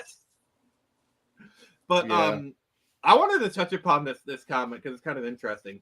Because like the 2000s, especially like the PS2 era, like that was when the industry made a real big push. Yep. To go mainstream. Mm-hmm. Because remember, this is the era where the Spike Video Game Awards, G4, Like they were really trying to go mainstream in this generation. Yeah. Well, it was exciting. Like when a new console was announced, dude. Oh, like, I know. I don't give a shit now. Yeah, I was like, oh look, yay. Another console I can't afford. Well, like seriously, like when the Super NES was out, and then they're like, oh, by the way, here's the N64 that's coming out, and you're looking at like the difference. There's such a technological leap. Yeah. With the PlayStation. Nowadays, it's like, oh, cool! I can finally play Breath of the Wild at 60 frames per second. It looks the same, but the frame rate is stable. All hail the Nintendo Switch 2. Yeah, and meanwhile, us with the Yuzu emulator are like, oh, well, yeah, we've been doing this for a few years now. His apology. Yeah, that's the thing. Never apologize on those things. Oh yeah, Lenny rocking on the ton of Kerbal face. Okay, I got to admit, you got us. I may not be a brain surgeon, but I stayed at a Best Western. I'm not a doctor, but I play one on TV. Yeah, well, I played one on that Trauma Life in the ER game on my DS Lite. I've played Operation before. Yeah, that makes me a cardiologist. Oh, but God. yeah, just something about that period, and Alex touches upon it, like that before the corruption stuff. I don't know, like I can't give a specific concrete, like this is what it was, because it felt very industry wide, but there was like a level of cynicism in this, like it was almost like the theater kids entered the band geeks market and then just told them all to get out, and it's like you kind of suck the fun out of out of the thing. Like I used to mod the shit out of Quake 3, dude. Like my first mod was Hamburger Helper. You remember that stupid white glove, dude? The makes a great meal. Like that was my first thing. I made a freaking glove that like Hamburger Helper everywhere when you see the jibs and everything. But like that, I was like, oh my God, this is the coolest thing ever. What else can I do? And then we started getting into the Unreal Engine with Unreal Tournament, started making our own maps. I got one of my maps completely torn apart by Cliff Blazinski. I submitted it to him. Cliffy B was like, the guy at Epic at the time. And everybody's like, oh, he's a douchebag or whatever. Honestly, that man, like, he earned his rock star status as a game designer. Like, yeah, he is like every piece of he tore it apart. He ripped it into shreds. But like, if you understand, like, you separate yourself from your work and you don't take it personally, the advice that he gave for like, because it was constructive criticism, it was gold. It was all like, yeah, I want to do that. I fix it and the map gets better. And we don't have that anymore. We don't have any rock stars anymore. Industry is very sterile. What's funny is the industry in the 2000s was starting to get your rock star devs. Yeah. Your American McGee's. Yeah. Your Hideo Kojima's. Your John Romero. He's going to make you his bitch. We all know. But it seems like in the 2010s, there was like a big concerted effort to push out the Rockstar devs. I mean, look at what happened with Kojima. Like, the closest we have is like a Neil Cuckman. Neil Druckmann, but I'm sorry, he's Neil Cuckman. The Last of Us guy. Oh, yeah, him. Yeah. Cory Barlog, but it's all like very safe people. Like, people who toe the industry line. Yeah, I think Amy Hennig was my last rock star. Oh, yeah. Honestly, she's the only reason I'm excited for that new Marvel game. Yeah. So Falco, Amy Hennig, she's a game developer. She worked on the Soul Reaver series. Shit. Good. Yeah, she did Uncharted, like the early Uncharted, like 1, 2, and 3. Oh shit! Okay. Yeah. And then she got pushed out by Neil Druckmann. Oh, I've heard this story during The Last of Us or something. Yep. Creative differences. Yeah. There's a reason why they haven't been able to do more than 2 Last of Us games. And the thing about Amy was, like everybody's like, oh, women in the industry. What? No, this chick basically taught herself to code. The whole learn to code thing. Like, she wasn't just I'm a storyteller. I want to have my story in a video game. It was, I'm going to implement that shit. Like, I'm going to learn to code. I'm going to do this. And honestly, those make your, like, it's kind of like how QA makes your best engineers. Like, if you have somebody that's been in QA, those guys are good. Yeah, and if you have a narrative designer, the writers essentially, get an engineer that can do that shit. Get somebody with an engineering background, even if it's scripting, even if it's not like legit coding, but like if you can write, Lua, or you can do something where you can, get whatever engine exposed hooks and make your own working proof of concept, you're a leg up above everybody else. Yeah, for sure. Yeah, that's why I love like the 90s id. Like if you look at like that's why I love like the Sandy Petersons, American McGee's, the Tom Halls, the John Romeros, is they did so much, like John Romero, he could code. He wasn't nowhere near as good as John Carmack, but he could push out some code if he wanted to. He was a good level designer. Like I loved how all these devs wore like multiple hats. Oh, like, that's what I say about Obi on GTA 3. Yeah, they fucking did. Yeah. Obi did like all the special effects with the lighting that are pretty much just 2D sprites, which is just mind-blowingly impressive. Plus, he's like, oh, and I did the AI for the cop cars. I'm like, what the fuck? Plus, I did like this, and it's like, oh yeah, there were 5 of us, dude. We had to do all kinds of shit, and I'm like, damn. See, that's a problem. We have like 300, 1,000 people. Yep. I don't know. There's probably 10,000 people who touched GTA 6. Maybe even 20,000. Who would have hell if I know? Like we need to go back to like the 5, 6, 12 person teams. Yeah, I do agree with that. Yeah, that's you're gonna get a more unified vision. Like when you design by committee, it's gonna fuck everything up. You're gonna get this homogeneity. You don't want that. You want the risky shit that alienates half your market. Yeah, because it's going to take. Because what you get the big teams is you get your art director. You get like they're the ones calling the shots, and they might just be someone who failed upwards. Like more often than not, there's someone who doesn't know what the heck they're talking about, but they kiss the right asses, and now all of a sudden they're in a position of power. Oh God, yeah, office politicians, dude. That's partially why I left the creative industries. Like I work in cybersecurity now, and nice. I don't deal with any of that bullshit. Like nobody's gunning for my job. Nobody's stepping on me to elevate their own career. And I look. No one's trying to make up a sexual harassment claim to get you out of the company. Well, or racism claim or whatever. But like, God. Not that never happened to me, by the way. But like, yeah, I see that in the creative industries. These creative industries. They attract the passionate people like your team, but they also attract the parasites. The people that are good at talking the talk and bullshitting, but they can't stand and deliver. Yeah, the problem is a lot of creative people. Like, I'm sorry, us creative people, we're kind of we're very socially awkward. We have trouble navigating things, and so often we come across this person where it's like, okay, you're charismatic, you seem to know what you're talking about. I'm going to trust you because I don't know how to navigate this social stuff. You do that. I'm just going to, be your code monkey or whatever. And they're actually the true talent of the game. Well, like the Steve Jobs versus Steve Wozniak kind of paradigm. That's why we see this happen so often in like so many industries. Well, right. I think that's why I have more respect for the doers than the talkers. Like Falco and your team, you guys are doing stuff. You have proofs of concept. There's no bullshit there. It's like, look, this is what we made. Instead of the people where I've got this great idea. I don't give a shit about your great idea. I want to see it. Yeah. I mean, especially when you're first starting out, that the ideas are cheap at first. Oh yeah. Ideas are like the cheapest thing ever. Yeah. Wouldn't it be cool if like this happened and then this happened, and like the ideas people, whenever they meet like the this is how it actually works. Like, oh man, you're stifling my vision. Like, no, literally the engine cannot support 5,000 people saying ooh wah dee da do. What the hell? God, like, but we can maybe do 100 people saying that. Only if the loop is 5 seconds. Well, no, man, it has to be 10 seconds. Going back to like the portfolio thing that I was saying earlier about like getting your foot in the door.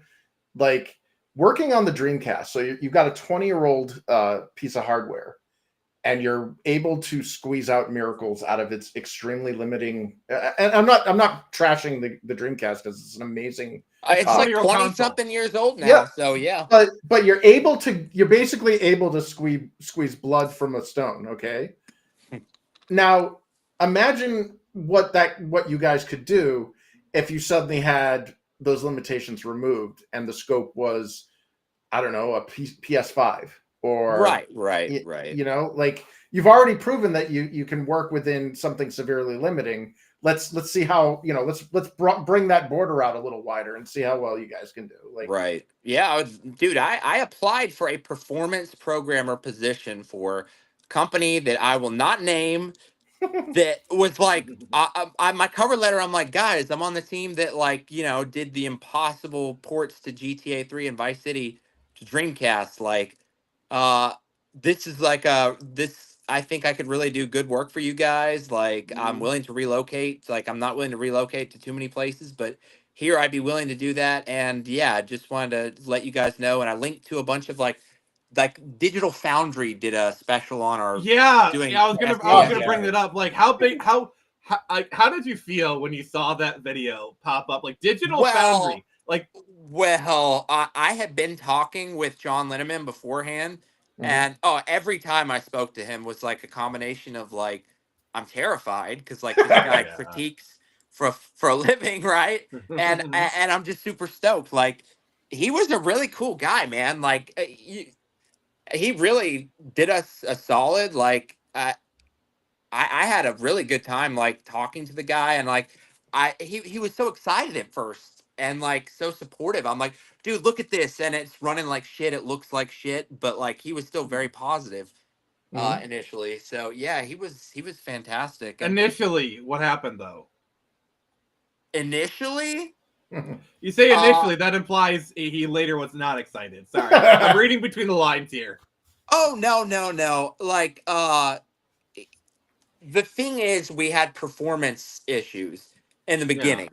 He Mhm. was going to. We had not even looked at the CD-ROM streaming capacity for the alpha because everyone was on GDMU and everyone was like using hard drive and BBA. So like that just wasn't really our focus. We just got all the like dynamic lighting and shit in. We wanted the more graphical parity than that kind of stuff. And then here comes John Linneman, like, hey guys, I'm gonna be burning this to a disc and like playing it like that. And we're like, oh shit.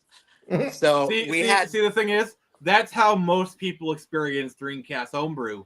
Is they Oh, burn it to a disc. I know. It was just that was there was just so much there that we had to do. That was going to come at a later date.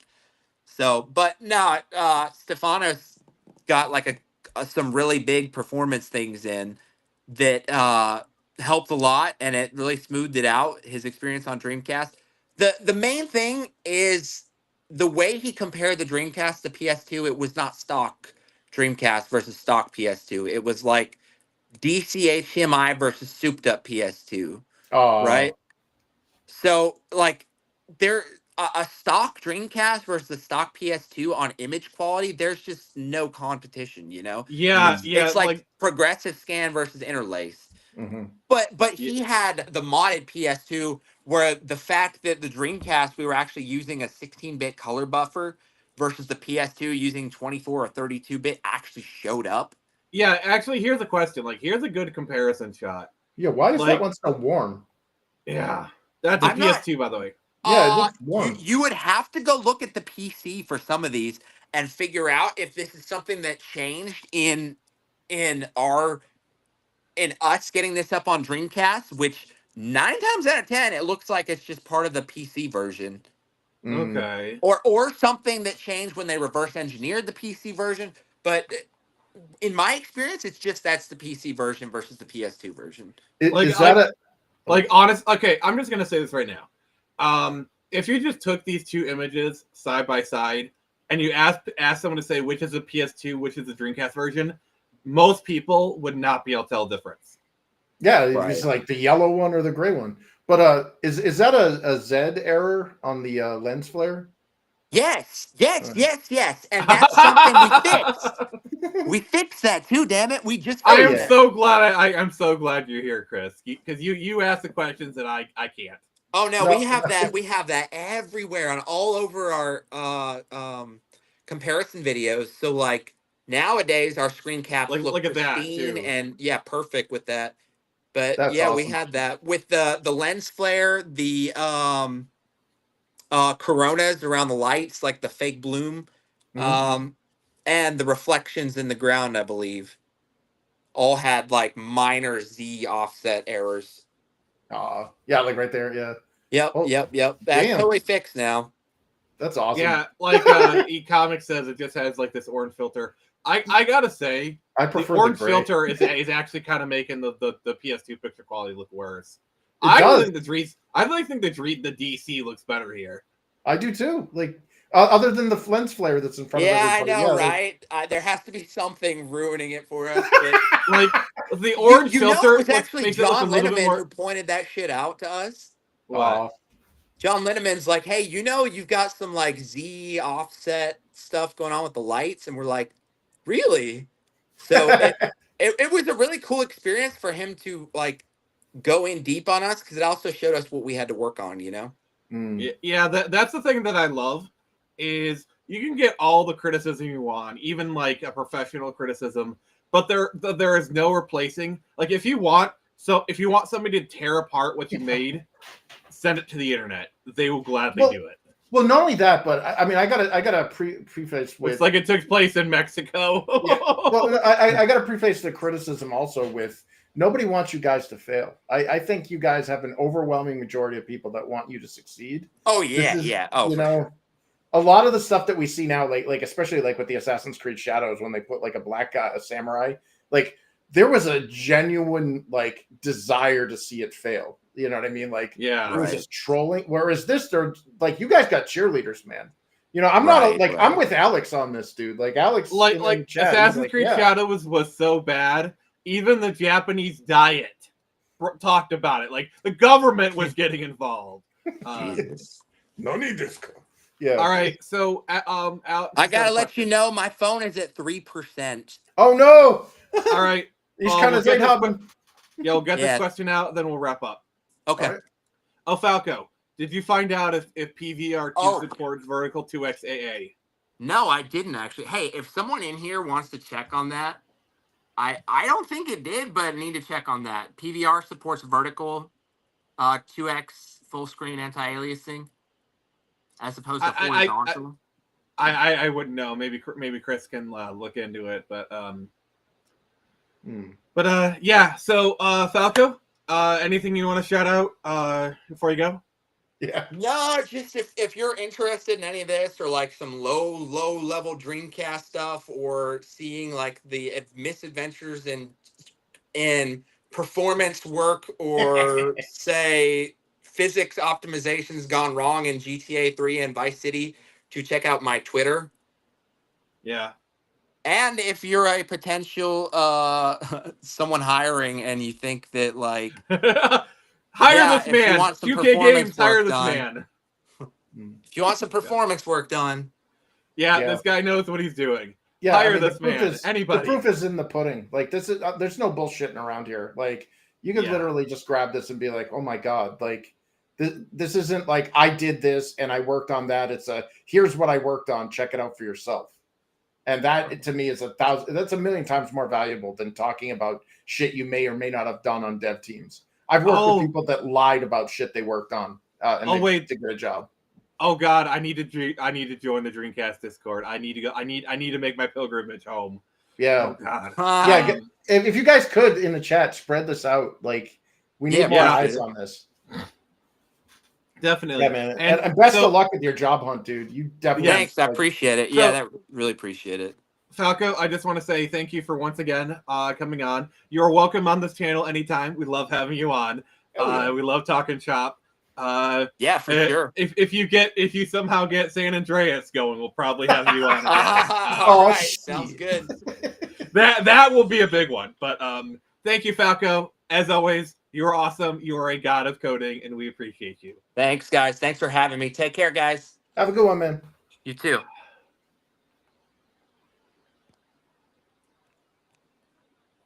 Just I had 3%. Yeah. All right. So Alex says yes, Purist. I know. I don't know anything about this. Chris, can you translate, please? Actually, yeah, they're just talking about the power.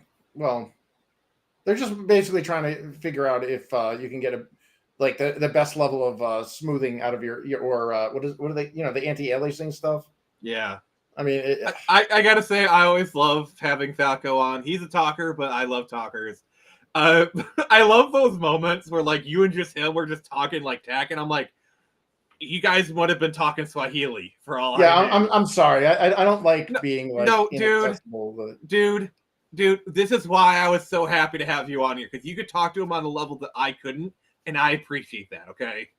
Yeah, I'm just excited to see this project. I mean, like I'm not blown. Like I'm not bullshitting. Like this is technologically impressive, and yeah, it's like somebody that works in that industry. Like it is. Like I was showing the video, it's like there's not that, like, you can tell there's a difference. Mhm. Like Yeah, honestly, even just like let me just pull up the PS2 one. Yeah, it's just again. like a little bit of a texture resolution difference and some lighting. Yeah. Yeah, this is like, oh gosh, yeah. All right, Alex, are you part of the GTA 3 DC Discord? That's a pretty wild place, if I say so. But yeah, like there's not that much of a difference. Like the DC one looks a little bit crustier, but really it's just marginal. Yeah, The things they have done to this, like, oh my god, never in a million years. Like if you were on like a forum, like, hey guys, do you think the Vice City could have ran on the Dreamcast? Everyone would have laughed at you, even in the hardcore Dreamcast forums. This was never thought possible. They did the impossible here, and it's amazing. If the Dreamcast had a DVD player, I don't think it would have crashed and burned this much. Oh god, like the things, like there's two things: 32 gigs of RAM and a DVD player would have literally put it on par with a PS2, if not more. Yeah, well, yeah, the PS2 like cheated with their interlacing. Like if you've ever tried PCSX2, the emulator, like, and you're trying to view that on like modern monitors, everything is torn up. You have to like basically jerry rig it to get it to look good. Whereas the Dreamcast, you get DMAL or Redream or any of these other emulators, and you can up the resolution, and the Dreamcast it's so easy because the Dreamcast naturally puts out a 480 a VGA signal. Yep. I don't know if it's 480p, but like it can do 480p very easily. Yeah, that is right, Alex. Well, and they would have had to keep paying Sony or whoever, Panasonic, whoever had that format. Like, honestly, what I would have done if I was Sega, I would have delayed the Dreamcast a year and have it come out worldwide in 1999, because then the DVD stuff would have been expensive, would have been a little bit cheaper. Well, yeah. I'd have asked Doc specifically how this is to you. Look, I'm sure we'll have him on again, purist. So the full screen anti-aliasing stuff that Alex was talking about. So like, in order to get FSAA or full screen anti-aliasing, what they'll do is when you render an image, you're rendering an image. You're basically taking a picture and putting it on the screen. In order to get anti-aliasing, what they'll do is they'll make a frame when they're rendering that image of like 2 times or 4 times or 16 times or whatever the resolution. So it's like, instead of it being at like, I don't know, 1920 by 1080, they would do it at like 4K or whatever. And then they would shrink the image down, and then they'd render it in place of that existing image. And what it would do is it would blur the Lego effect called aliasing around the graphics and make everything look a little smoother. And when he was asking if it's vertical or horizontal, sometimes they'll cut corners, and instead of blowing up the image, a perfect proportion, they'll just stretch the image, or they'll render the image super tall or super wide and then squash it down or smush it side to side to get that blur. So yeah, we have all these acronyms and stuff, so it sounds intimidating, but ultimately we're just trying to make games look better,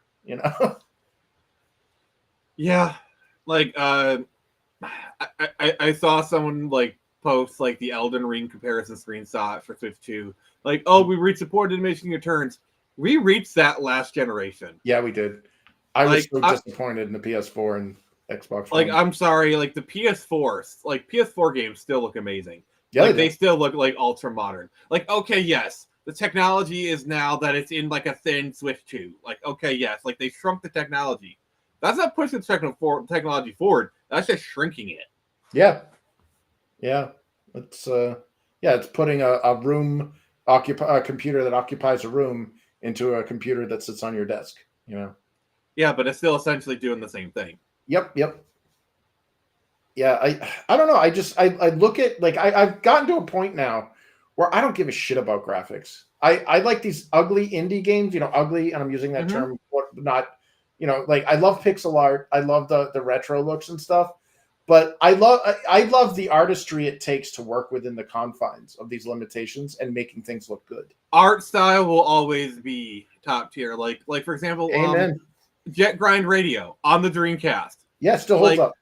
Yeah, like literally, you look at Bomb Rush Cyberpunk, which is like a spiritual successor of that game.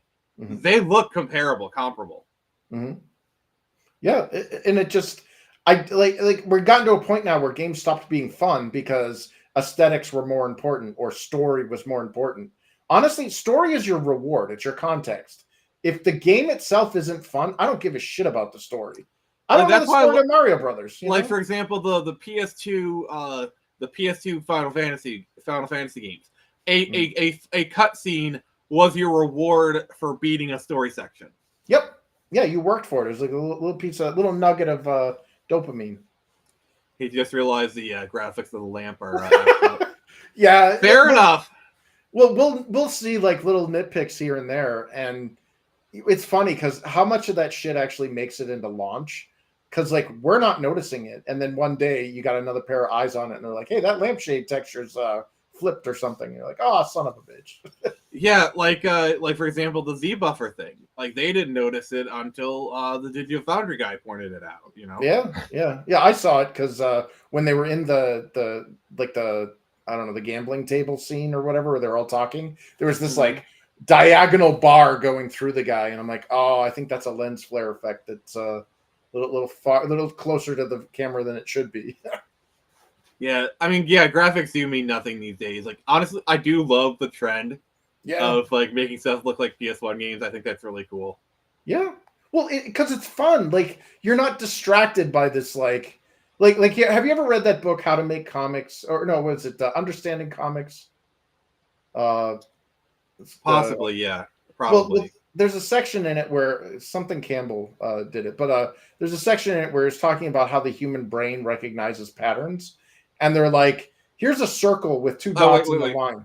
Wait, I wanna. All right, keep going, but we're gonna. I want to do this comparison of the sign real quick once we get to it. But keep talking. All right. Well, yeah, he was basically talking about how the simplifying visuals, i.e., a circle with two dots and a line, your brain instantly knows that's a smiley face. That's a face. You're looking at that. But when you start making this like super highly rendered image of a face or whatever, it suddenly becomes subject to interpretation. It gets a little muddy.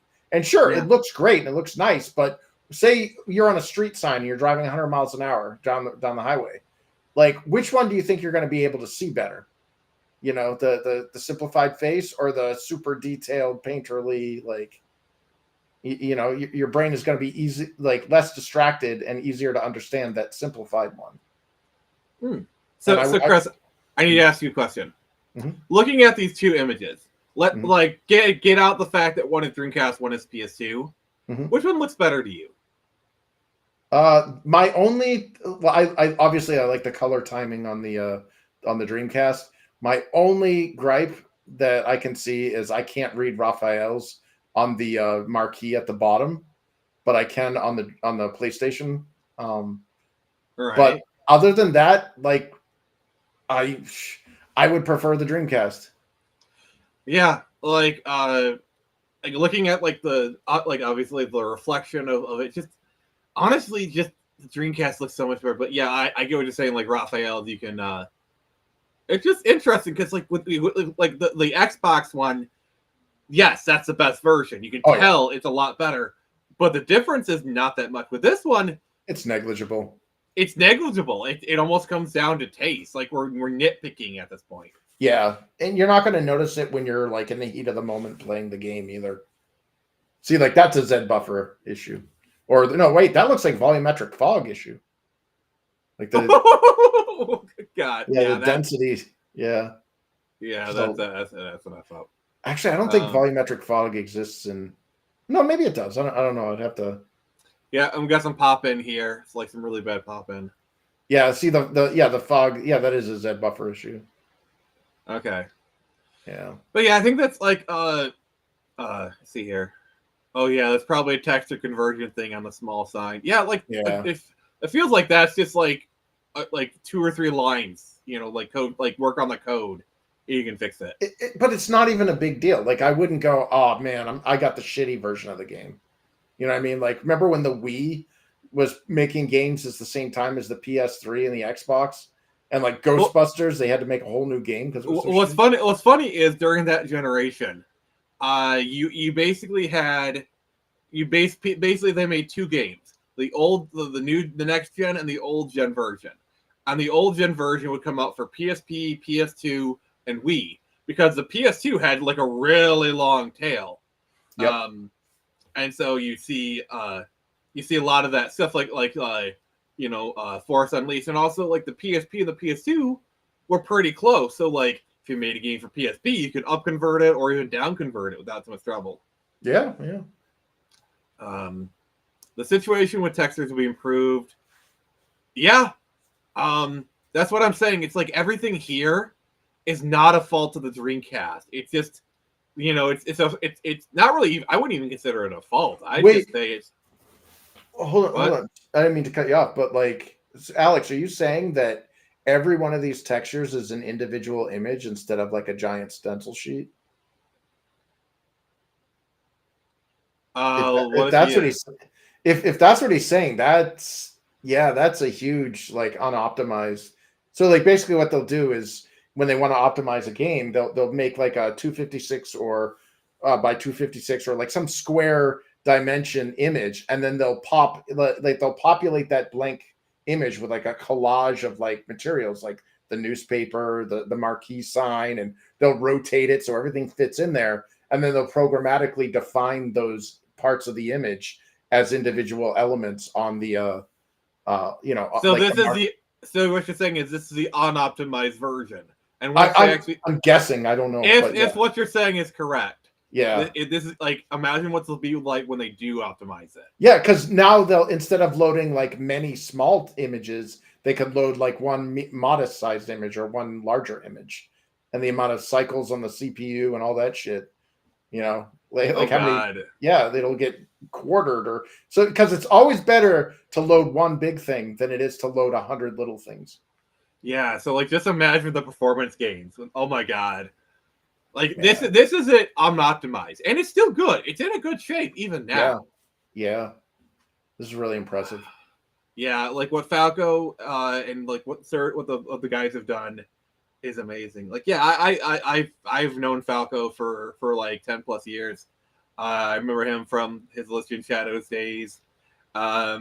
Dude was always a cocky bastard, but the thing about Falco is he was cocky, but he could back it up. Yeah, like Bruce Lee. Yeah.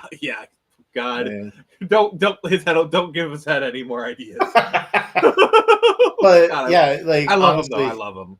Showing this off to like, because I look back at like when I got into the gaming industry, and it's like, I don't know how the hell I got into the gaming industry, because I didn't have anything anywhere near as impressive as this shit. Oh, it's got a lot of optimization already. So yeah, there's room to like, there's some performance games it has. Like, I'm excited to see where this goes. Yeah, I'm generally excited. I think even Falco said this actually was an old version that they have fixed. Oh yeah. So. Well, I think he did mention the fog in the distance and how it's, see, like the boop, there it goes. The textures have to remain broken up as they can't all fit in RAM. Mm-hmm. Even on the PS2, it's an open world streaming engine. Yeah. All right, that's fair.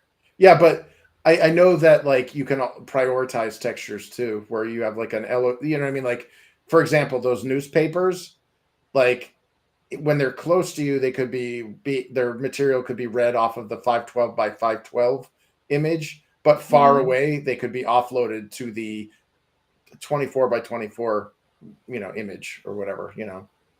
So you put like a bunch of textures on one thing, and then you put a bunch of textures on another thing, and then you can offload them. But I don't know. I don't know how how it does break up the. Yeah, apparently Purist has kind of given us a crash course here. It's rendering at 1280 by 480. This has been then bilinear resampled for a 640 by 480 display. I think you were talking about that earlier. Yeah. And they said the main issue with 1280 by 960 is the Dreamcast TA has a hard limit of 1532 pixel tiles in the Y direction. Workarounds for this are possible to introduce rate computational and memory bandwidth expense. Holy shit. Okay, so much of this is just going over my head. But I respect this. Like, honestly. That's why it's at 1280 by 960 is because it's a 4:3 aspect ratio. I was like, why would they be? Oh, because that's what TVs were back then. God. Yeah, I forgot 20 years ago, 4:3 aspect ratios were the norm. Now everything is like, was it 16 by 9? So sometimes you get 16 by 10. Like, I know I've seen some laptops, but 16 by 9 is kind of the standard. That's like widescreen. Yeah. He says, yeah, I was suggesting 640 by 960 as an alternative, but there's a hard limit on vertical tiles. Yeah. Jeez. I love hearing all this, though. Like, all the models are all frozen. He's God. Got yeah.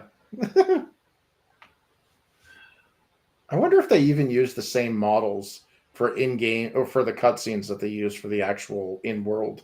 I think maybe some of them, but I don't know.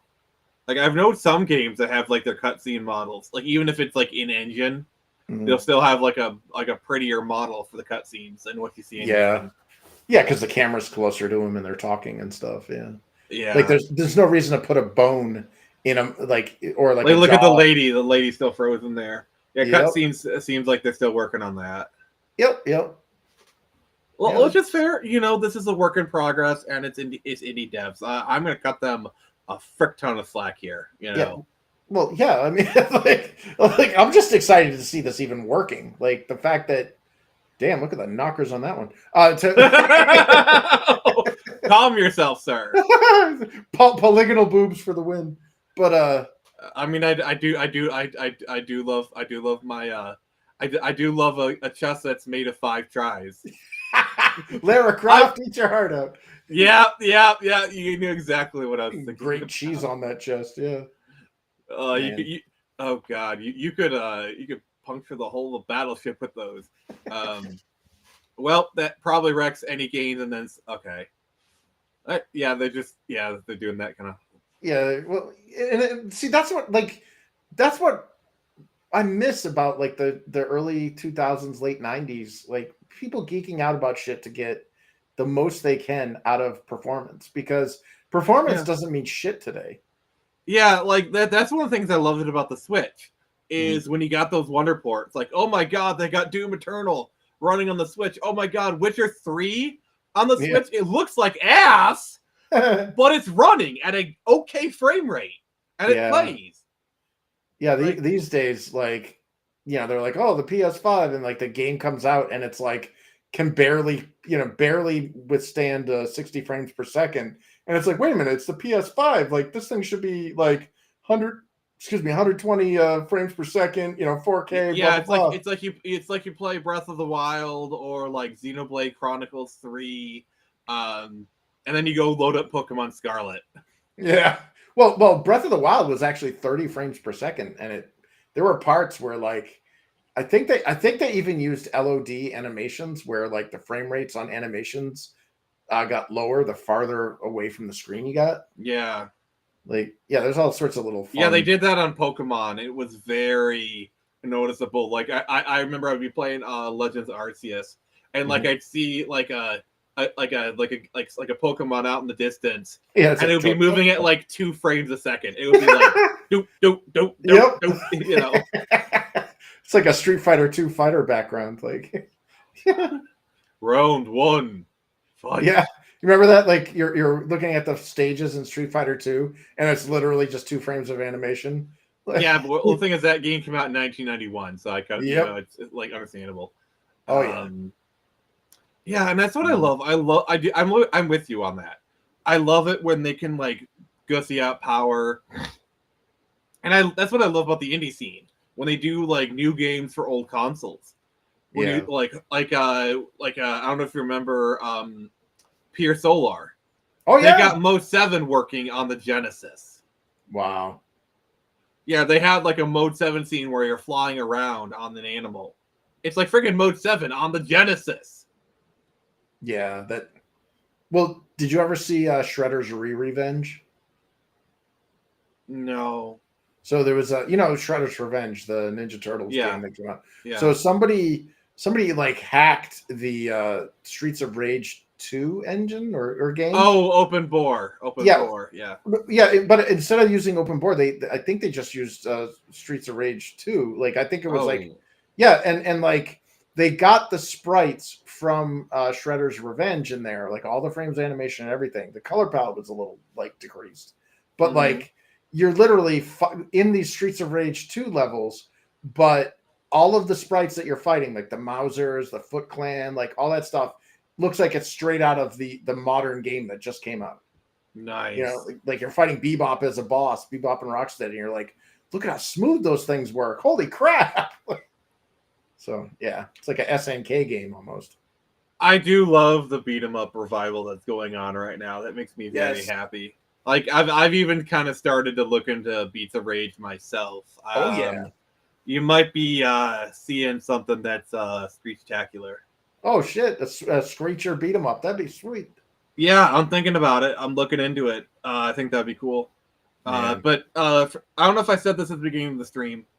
For anyone who backed Lost Kingdom, make sure to check your email. We just put out a Kickstarter update with the beta reads, and you can check that, and you can check out the book, and give me some feedback. Nice. But yeah, so Alex, you're a connoisseur of like these old games on new games on old systems. What are some of your favorites? I know one that I recently saw. Like there is this game called Infinity. It was actually supposed to be released for the GBC. It never got released. I actually once inquired about buying the rights to it. He wanted way too much money. But he actually did a Kickstarter recently to finish the game. So that's kind of cool.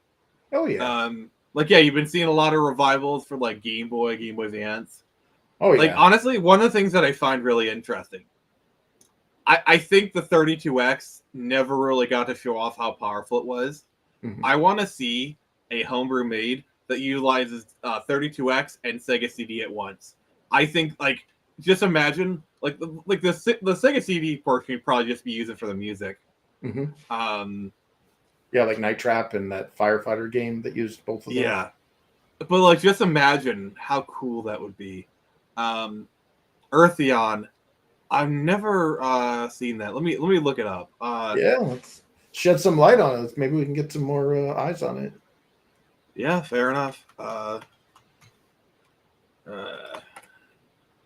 They already have that. What do you mean by they already have that? Yeah. Doom Fusion. Oh, they got the good music in a 32X Sega CD Doom. Ooh. Oh. Oh wait, Yuzu Koshiro is actually doing this? Oh god. Yuzu Koshiro is doing a shmup for the Genesis. Oh. Wow. All that blast processing, baby. Sega does play an Eartheon video. Okay. It's based on Doom Resurrection, Doom Fusion. Nice. Alright. So I got all right. Here we go. Yes, it's Koshiro.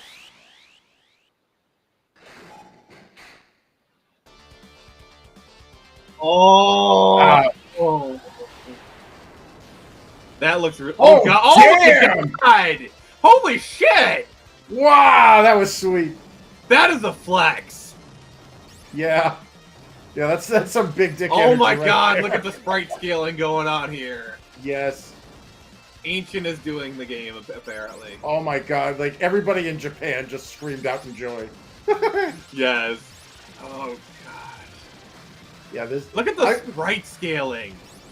Yeah, this is like SNK level of sprites, like the animation. All right, Alex, this is for you.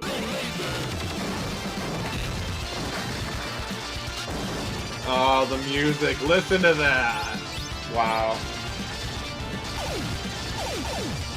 Is this coming to Steam? Probably. Oh, look at that! Holy crap, Yes. that is cool. Damn! Oh my god, I love it. No Imagine, flickering? like, Chris, imagine it's 1993 and somebody hands you this cartridge. How would you react? Yeah, this thing would be in my system for quite a while. God, look at that. Look at that. Here comes the grappler skip. Uh-oh.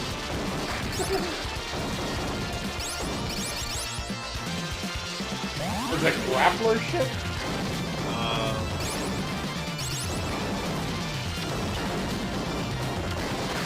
God, yeah, this looks like something out of SNK. Like, Yeah. I wouldn't hate it. This is like Neo Geo quality. Yeah, I would.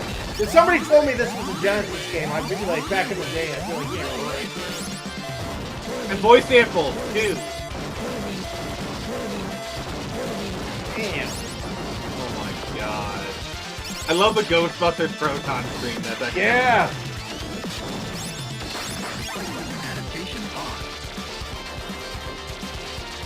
Hey, Johnny Ortiz, how you doing, buddy? Hey. There you go. Oh, you can decide to retake it back.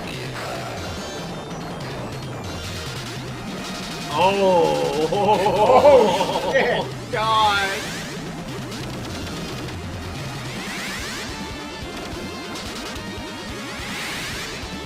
Look at that. Oh, damn, that death animation was pretty cool. Nice.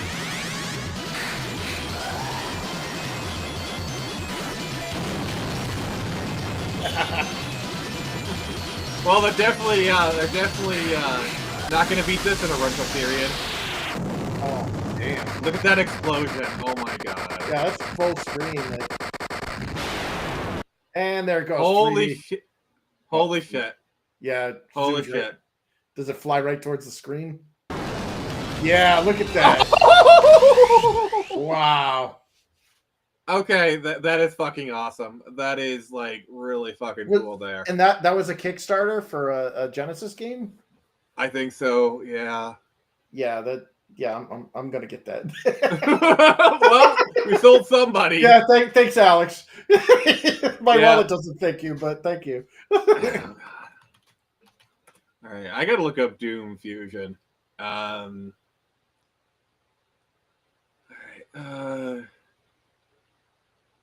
He posts videos here and there.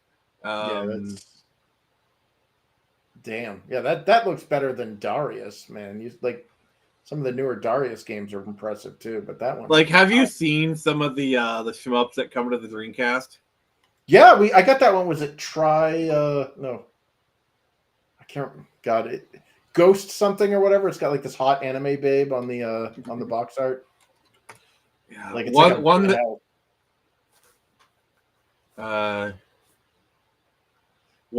that like I always Doom Fusion is the penultimate. I want to show you a game called Stormwind. I don't know if you've ever heard of it. Yep, yeah, I got that on the Dreamcast. I've seen it. Yeah, from what I hear, Sonic Roboblast 2 was only possible because of Doom Fusion. Oh shit. Ooh, American Dreamcast. Look how good that looks. Yeah. And it makes you look at what we just saw, which was running supposedly on Genesis hardware. Like, You know what I mean? Like this is on the Dreamcast, which was like 2 generations after.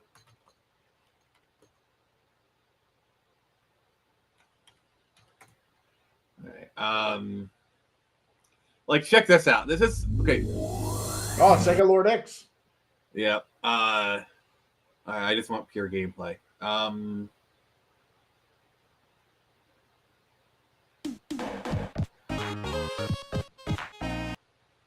Okay, this is 32X. Oh, nice. Oh, wow. Like, imagine if this had come out on the 32X or even the Saturn. Yeah, the Saturn didn't really have any Sega, Sonic things. Yeah, I just said Knuckles Chaotix. Yeah. Oh, no, wait. Knuckles Chaotix was 32X. But, yeah, the Saturn, like, all it had was, like, Sonic 3D Blast or whatever, and Sonic R. And, and then the compilation. Yeah, and the compilation had some cool things, but, like... Yeah, it had the 3D stuff. So, wait, is this available, like, somewhere? Or it's a homebrew you can run for the 32X. Oh, nice. I'll have to add this. But yeah, this is running on a 32X. Like, imagine this on the Saturn. Yeah. Yeah. By the way, this is built off the Doom engine. Holy shit. Yeah. Dude, this looks like a PS1 game. Oh gosh, yeah. Wow. Maybe Maybe better. Imagine if they'd done this on the Saturn. Like that's the thing. Yeah. God, this freaking sprite work on this is incredible. It is. It really is. But yeah, Alex kind of backs me up here. Also built on because like they did the Doom kind of fusion stuff. That's freaking awesome. Man, I'm running out of hard drive space. Yeah, that doesn't take up too much.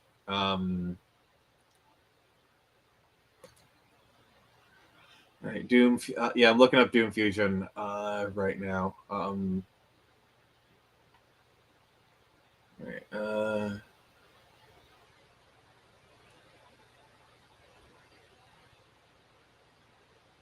right. Saturn wouldn't run much faster, but better resin textures. If and when the Doom Resurrection, yeah, it will. Wow.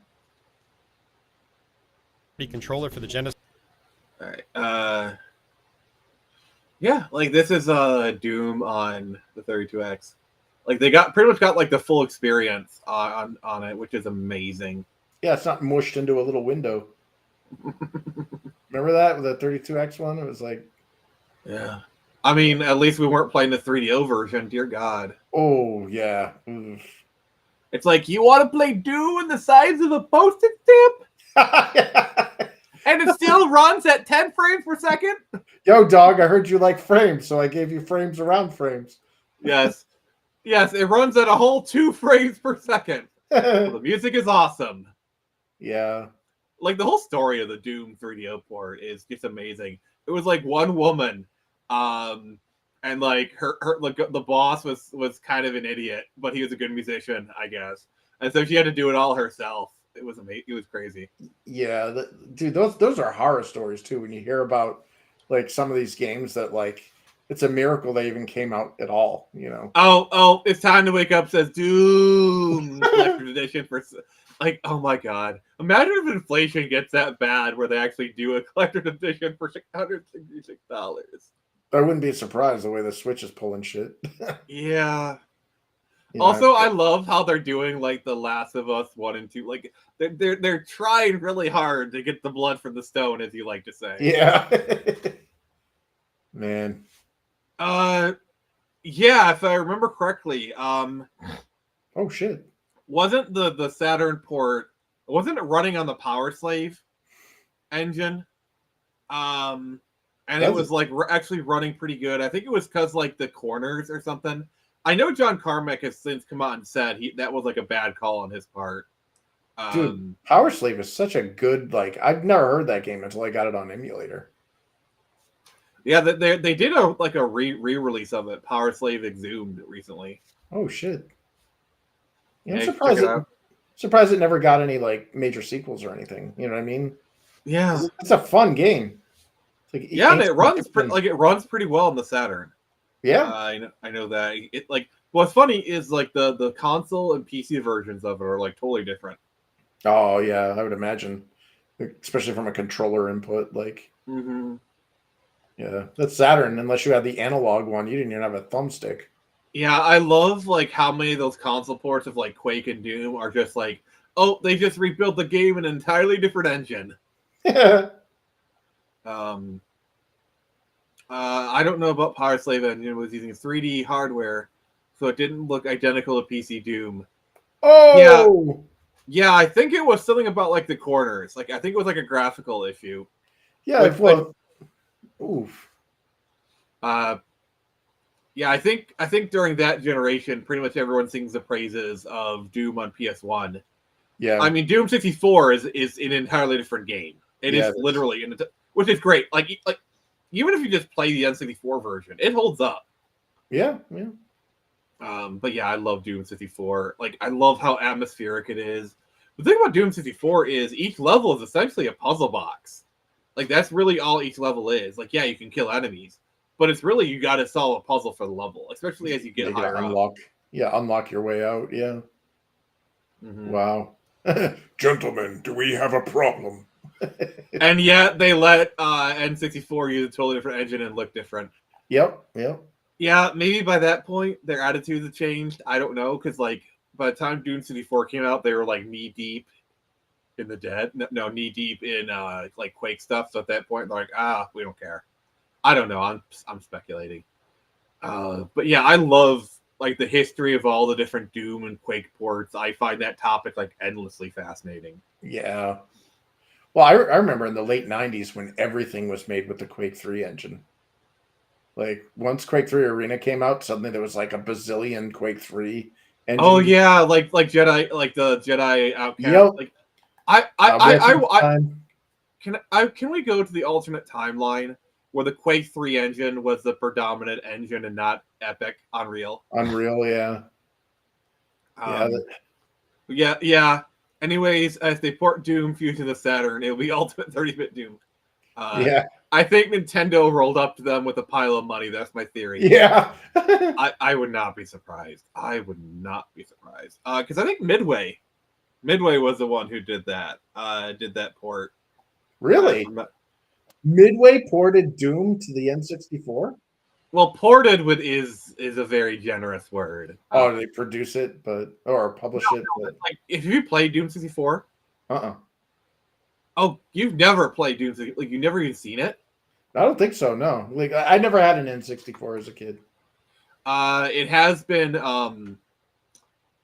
like ported to all modern consoles. Also, I need like just look at.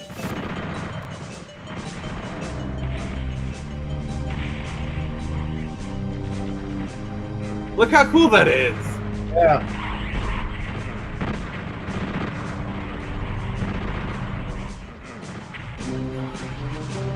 Yeah, totally different engine. Totally different. Yeah, look at this.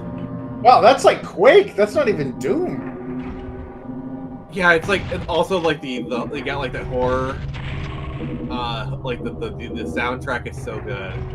Yeah, very atmospheric. You need to play this game. I'll have to fire this one up. Yeah, this looks sweet. It is available on modern platforms, by the way. Is it called Doom 64? Yeah. In fact, in the re-release, they tied it into Doom Eternal. It's basically this is like Doom 64 is its own entry in the Doom games. This is essentially Doom 3. Wow. Did you ever play Doom 3? Yeah, I have. I own it. It's actually not bad. I had the leaked version that was on Kazaa. And they made a completely in the leaked version, you actually could have a flashlight on your gun instead of having to put your gun away to use your flashlight. They say, and it also Doom 64 got part of the Dreamcast. Nice. But yeah, I just want you to see the enemies because like they redesigned the enemies too.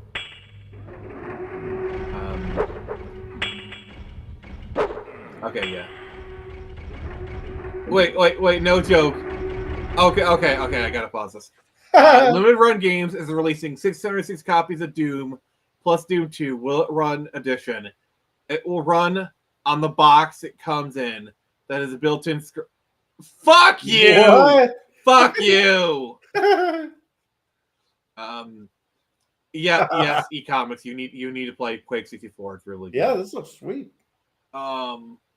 No idea how much work that would be in the GTA 3 engine. Oh damn, dude! Somebody's got to make a Ghostbusters in the GTA 3 engine. Oh my god, that'd be so cool. Hell yeah!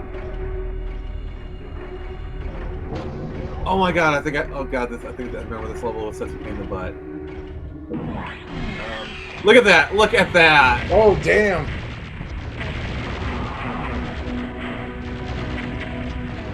Okay, you need to play this. You need to play this, my friend. Yeah, that looks sweet. I mean, if you want to just boot it up in your emulator, I'm sure you have the ROM. Yeah. I've got a bunch. I think I got the library of them. But like, yeah, I never once thought there'd be a major difference between Doom and Doom 64. But no, Doom 64 is really good. How expensive would it be to rotate it as a purist? So it's basically free. Okay, they're just having their dev talk. That's fine. Have your dev talk. I don't mind.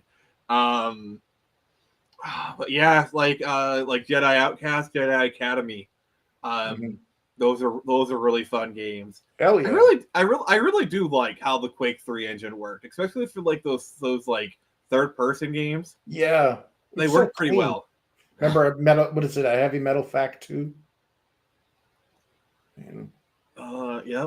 I think Kiss Psycho Circus was in Unreal. I'm sorry, in Quake 3. I could be wrong though. Let me look it up. I think it was because like, and that was like it trying to make it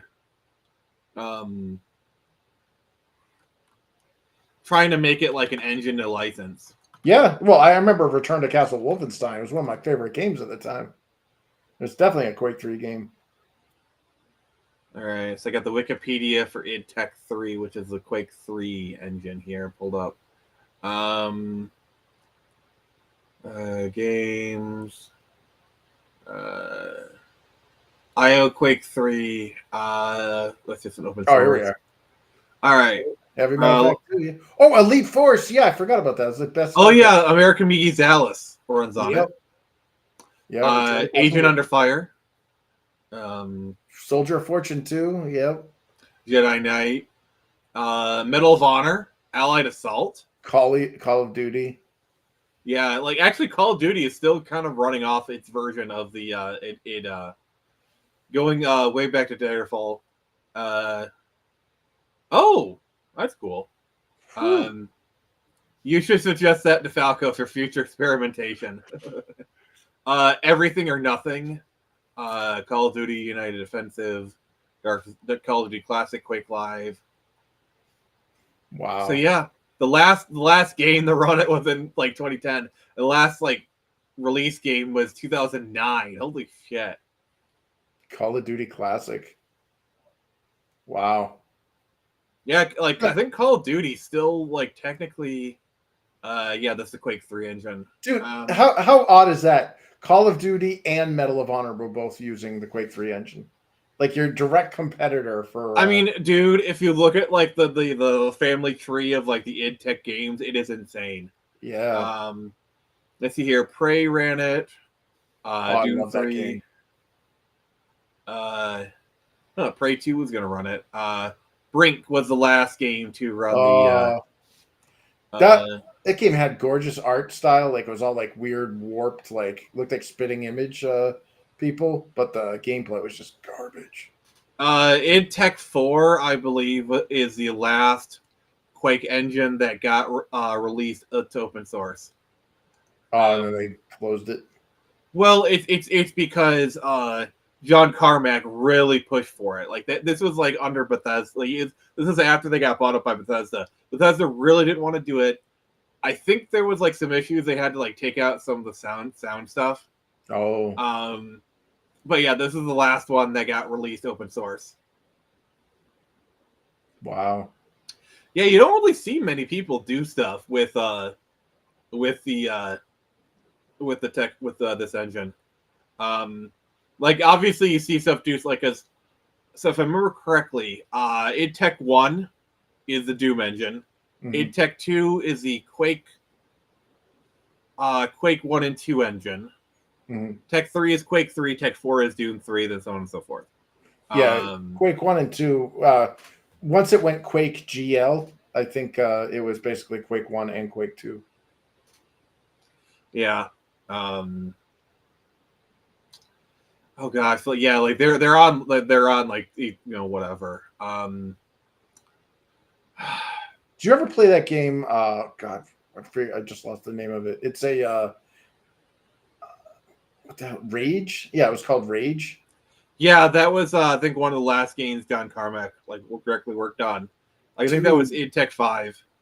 Dude, the animations on the AI, like when you were like that was the first game where I generally felt bad killing enemies because they're like you shoot you hurt him and he's like lying on the ground, he's holding his hands up defensively and trying to crawl away, and I'm like, you're not anywhere. I'm like, wow, I just murdered that guy. Yeah, it's always good when games kind of make you ask those questions. But let's kind of wrap up here. Oh, yeah. They're just having their own conversation there. Yeah, it's fine. So our next stream will be tomorrow. We'll be doing Cyberpunk, and then on Tuesday we'll continue to play the shitty games that suck ass. Basically, you could give me a super chat and I have to play a game for half hour. Those have been really fun. But next week. Actually, I don't know what we're doing for next week, but we shall see. Thank you everyone for joining us. Thank you, Falco. This has been Nick from the Phoenix Press. Remember, I can let you the door. You're just walk through.